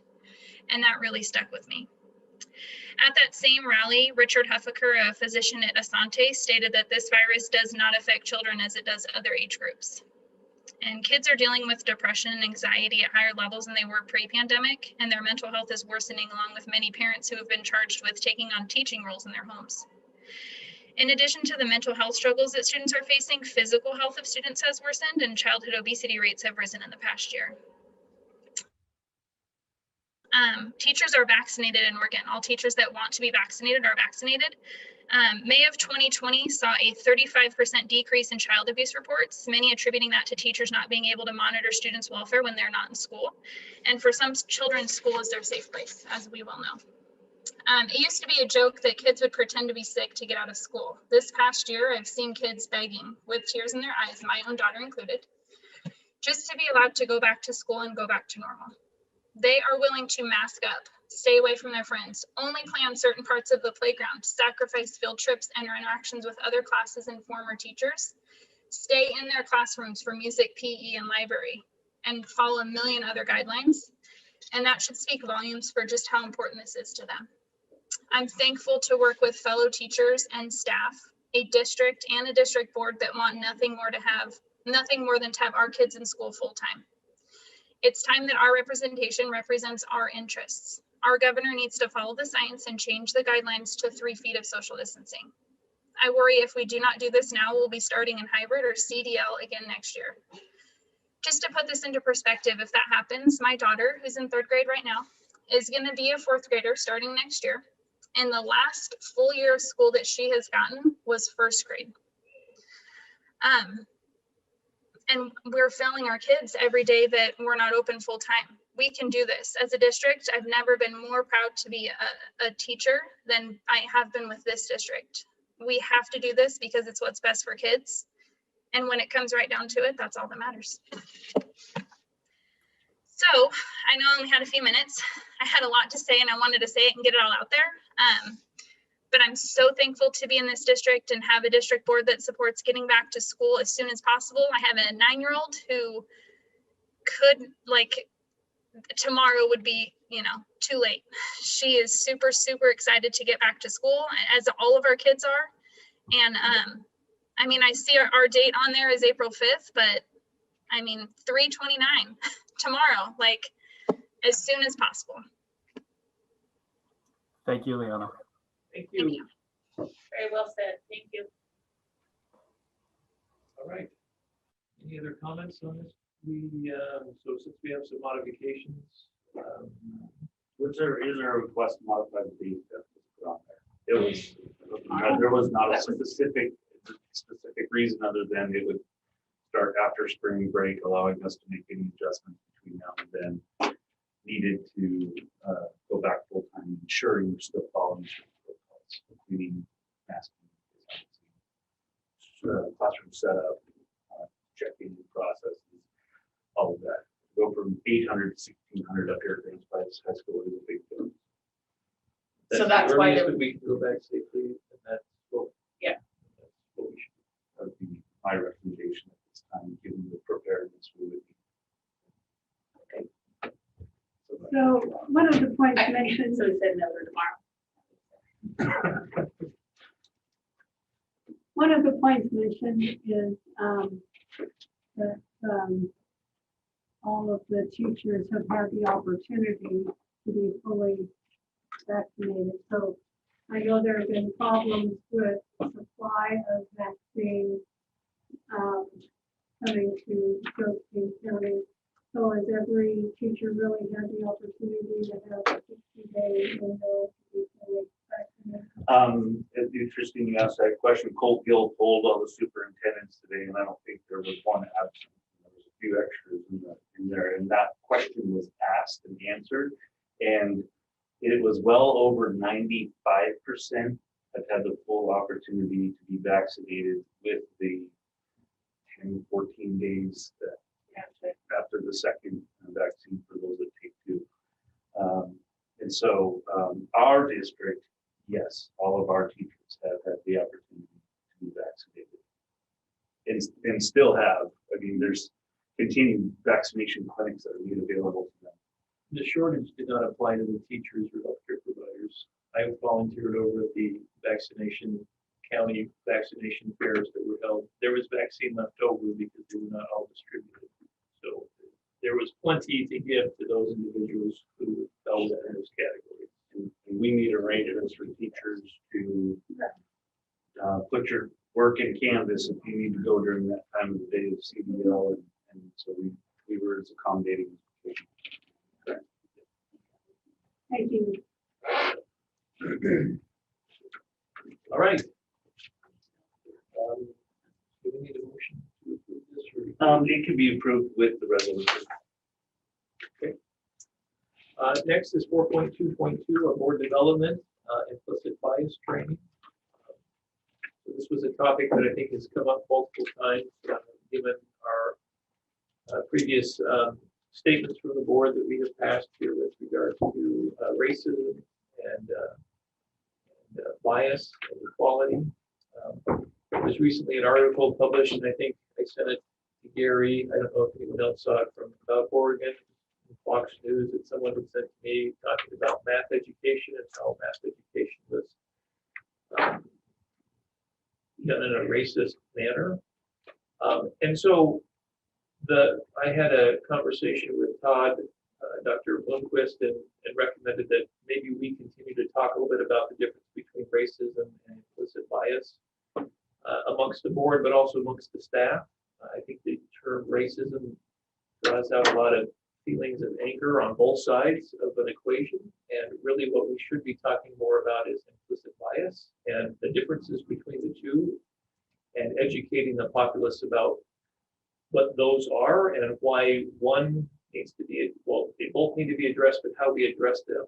And so I think it was an opportunity for the board, I think, to delve into that. I cited some of that in the presentation that I gave at our last meeting. You will remember the orange kangaroos from Denmark, how we all come with our own implicit bias. We look at the world in a certain way. And I think just a reminder of that and the differences between implicit bias and racism, and then educating that to our staff and our public is an important concept that we should all learn.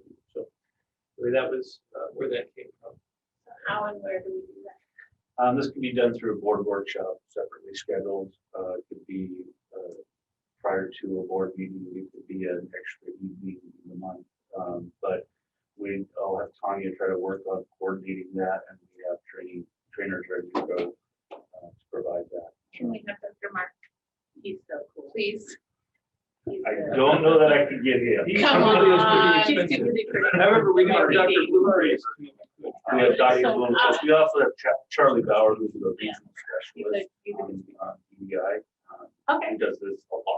He does this pretty a lot. He can do the math part so that when you get the wrong answer and the bridge falls down, it's okay. There's more than one right.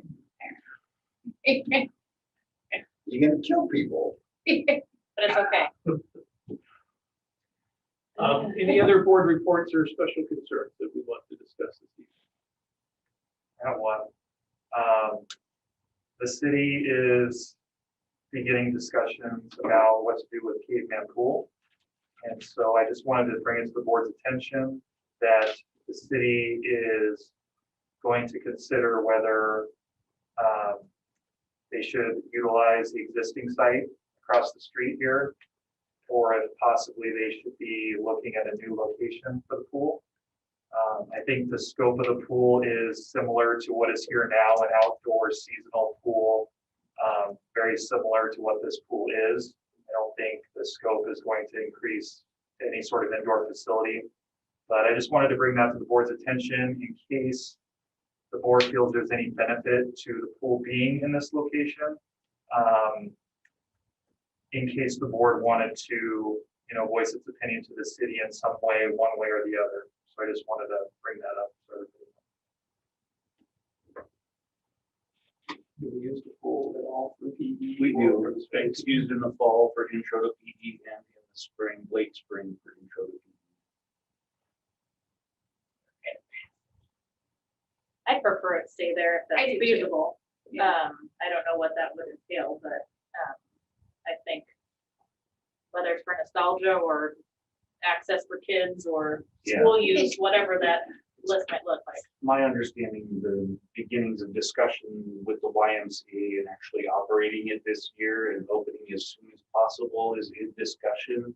I let Matt from the YMCA know that it would be very unlikely that we would use it for intro to PE to finish out this term. That they asked about parking, and was very upfront about parking and the challenges of that. So Sherry and I have a meeting with the city later this week actually to discuss the wise usage. It would be of a benefit to the swim teams this year because swim season is not slated to start till May. However, in ensuing years, I don't see OSAA changing swim season out of a winter sport, which we will need the indoor facility. So are you recommending that we write a letter or let them know, do we ask Kirk and Sherry to just express that interest when they meet with the city? Is that an interest? I guess is what you're recommending. Yeah, I just wanted to maybe see what the board thought about the future pool location. I'm kind of with Casey. I think that's a good spot.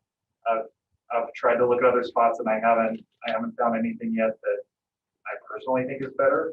But pretty centrally located. Yeah, so I'd encourage the city to put a roof over it so that it can be used year round as opposed to just, it's a huge expense and it only is usable 4 or 5 months out of the year. So if you're gonna pay for it, you might as well make it usable for the city during the entire year.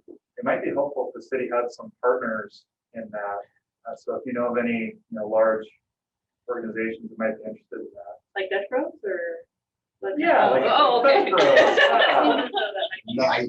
There you go. Yes. Maybe did you have a issue? Well, I was able to review the presentation by Dr. Bloomquist on the new school. GPSD7. Oh my gosh. Yeah, that's a good point. Thought it was very enlightening. There's about 450 students in our district who could benefit from the flexibility of this proposal and if we can get the right balance of that flexibility, standards, and requirements from on the federal and state level, I think this could be a win-win on many levels for the district and our schools, in particular, our students. Absolutely. I think that it just shows that we are flexible and willing to move in a new direction or a direction and offer opportunity. If you guys didn't have a chance to look into it, you need to look at the link. It's One step closer to every student having a PB. plan. Woo! And what an excellent, as a parent, I'm like, can I restart Rayella in the lower grades and take her through something like that? I'm sure she'll be on board. But the flexibility that it would allow, the opportunities seem endless for families. Dr. Blomquist and I are meeting with RCC and SOU and how to get fit into that model so kids are accessing college with their rating. So initiating more dual credit. That would be on the long pathway. A lot of work. There's a lot to do, and first year will look different, and year 2 will look different than year 3 as we grow and do something unique to public education. Great. All right, we're going to go on to our action items. Start with 5.1. There's 4 different action items that will need to be approved. They are 5.1.1, federal family and medical leave, state family medical leave, 5.1.2, request for family and medical leave, 5.1.3, FMLA and full FLA eligibility notice to employees, and 5.1.4, personal electronic devices and social media for the staff. We will entertain a motion to approve those 4 items. Thank you. It's been moved. Do we have a second? Second. Thank you. Any discussion? So Gary, I read over the social media, personal electronic devices, and I assume you went over it even closer. Is it okay? Indeed, I think this is much better. It gives the teachers the ability to use those in a professional manner. Also talks about the responsibilities of the teachers to be professional in their stuff. So yeah, I think this is much better. I did take good notes. I did take good notes. Thanks. I was gonna say, thank you to staff for. Yeah. Right, any other comments? May we have a roll call vote, please?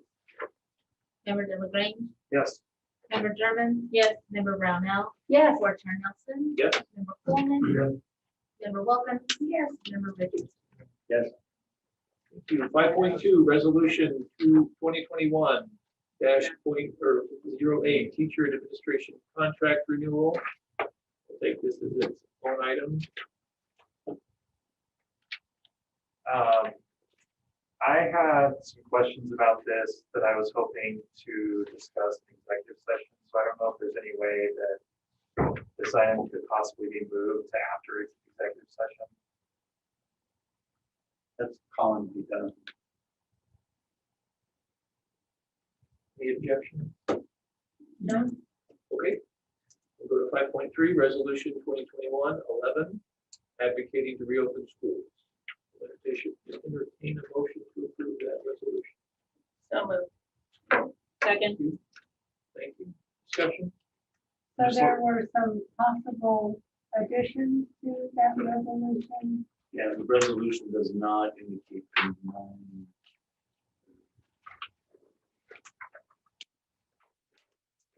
Definitely modifications to the letter. Like in here, there is the 9 square feet. So that bullet number 2 on the second page is, we would revise that also to reflect And the should we conversation. do that before we? If I can send it off to the board for final review. We don't have another meeting scheduled until April at this point. And so we we can make those amendments. You can direct me to make those amendments, citing the sources and the specific language from the sources in lieu of this 9 square feet statement that I heard consensus from the board regarding the letter. And we can approve. And then we can Approve subject to those changes, to those changes. Yes. And what are those changes exactly? Exactly what we discussed with the letter. So 3 to 6 feet based on various agencies that we don't have total confirmation on in this moment. Not in this moment, but with the understanding that. I have will- total confirmation because I got it today in the meeting. All 3. I did look up the American Pediatric. Yes, that one. And got confirmation from their site. I don't have World Health Organization and the Harvard group, whatever it's called, Institute for Health. That one was new to me also today, and also has similar language. So I'll make sure I keep their language correctly and attribute it to that specific organization. So I know that there's, in Oregon, we fall under the Oregon Health Authority, and I would assume the Oregon Health Authority follows CDC guidelines. So if we're, what do they follow, Scott? They use that as a reference point, and if they follow Gary's mantra, it's our state, we will listen to the authorities as they come, and we will make our own recommendations. So there have been many things that the state of Oregon has changed to suit its needs and its state. And you can see that based on how our state behaves versus other states. And other states do it differently. They'll take the CDC recommendations and say, we don't believe any of that, we're going to do it in the opposite direction. So the CDC is the guideline provider, and then states have the right to do what they will with that information. So the Oregon Health Authority is not following CDC guidelines? No, I didn't say that. I said they have the opportunity to follow CDC guidelines if they wish. There are things that they have changed and deviated from to be more strict in some cases. So, but no, I didn't say that they're not following the CDC guidelines. Right? Okay, I'm just looking for clarity. So they are following CDC guidelines. That's what we're trying to confirm with the site. And I don't think the CDC has to be the end all be all and for our letter sourcing. Well, that's kind of my point, is that we can find a reference to back up whatever we want, depending on how far we want to look for a reference. So if we're going to reference one guy from Harvard, to try to combat what the CDC says. So tonight we've talked about the CDC and World Health Organization. So that is what we will be looking. And if we only cite World Health Organizations, I'm fine with that. I'd be open to the American Academy of Pediatrics. If the CDC doesn't back up the 3 feet, but I think the World Health Organization by itself is fine too. But that's just I'm fine with both of those sources. You can just vote no. I was just gonna say. Well, I don't want to vote no, but I also don't want to be anti-science. So I want to have the facts, and I want to see the citations before I vote on something. So, and I think that's in line with us being a school board and, educated. So, well, that's where I'm at. I don't want to start my half-hour dissertation on science. And Nor do we. yeah, I know, but he's pushing me. I need a potty break. Well, you Yeah, have half hour. the opportunity to abstain, to vote no, or to vote yes. I think the amendment has been given. We have a motion and a second on the table. So you have stated your objection. Kirk will answer those. So are there any other comments? That's what you have to do that. Will you share the updated version with at least Scott so that he can give it his medical professional once over before we send it? Guy knows it's science. I'm just saying, that might be a nice compromise. As was pointed out, I am not an infectious disease doctor, despite the fact that I live in an infectious world. But as long as we're quoting the guidance givers, I'm very comfortable with that. All right, so let's have a roll call vote. Nadia? Member Gilligan? No. Member Durbin? Yes. Member Brownell? Yes. Board Chair Nelson? Yes. Member Coleman? Yes. Member Wilkins? Yes. Member Richardson? Yes. Great, thank you.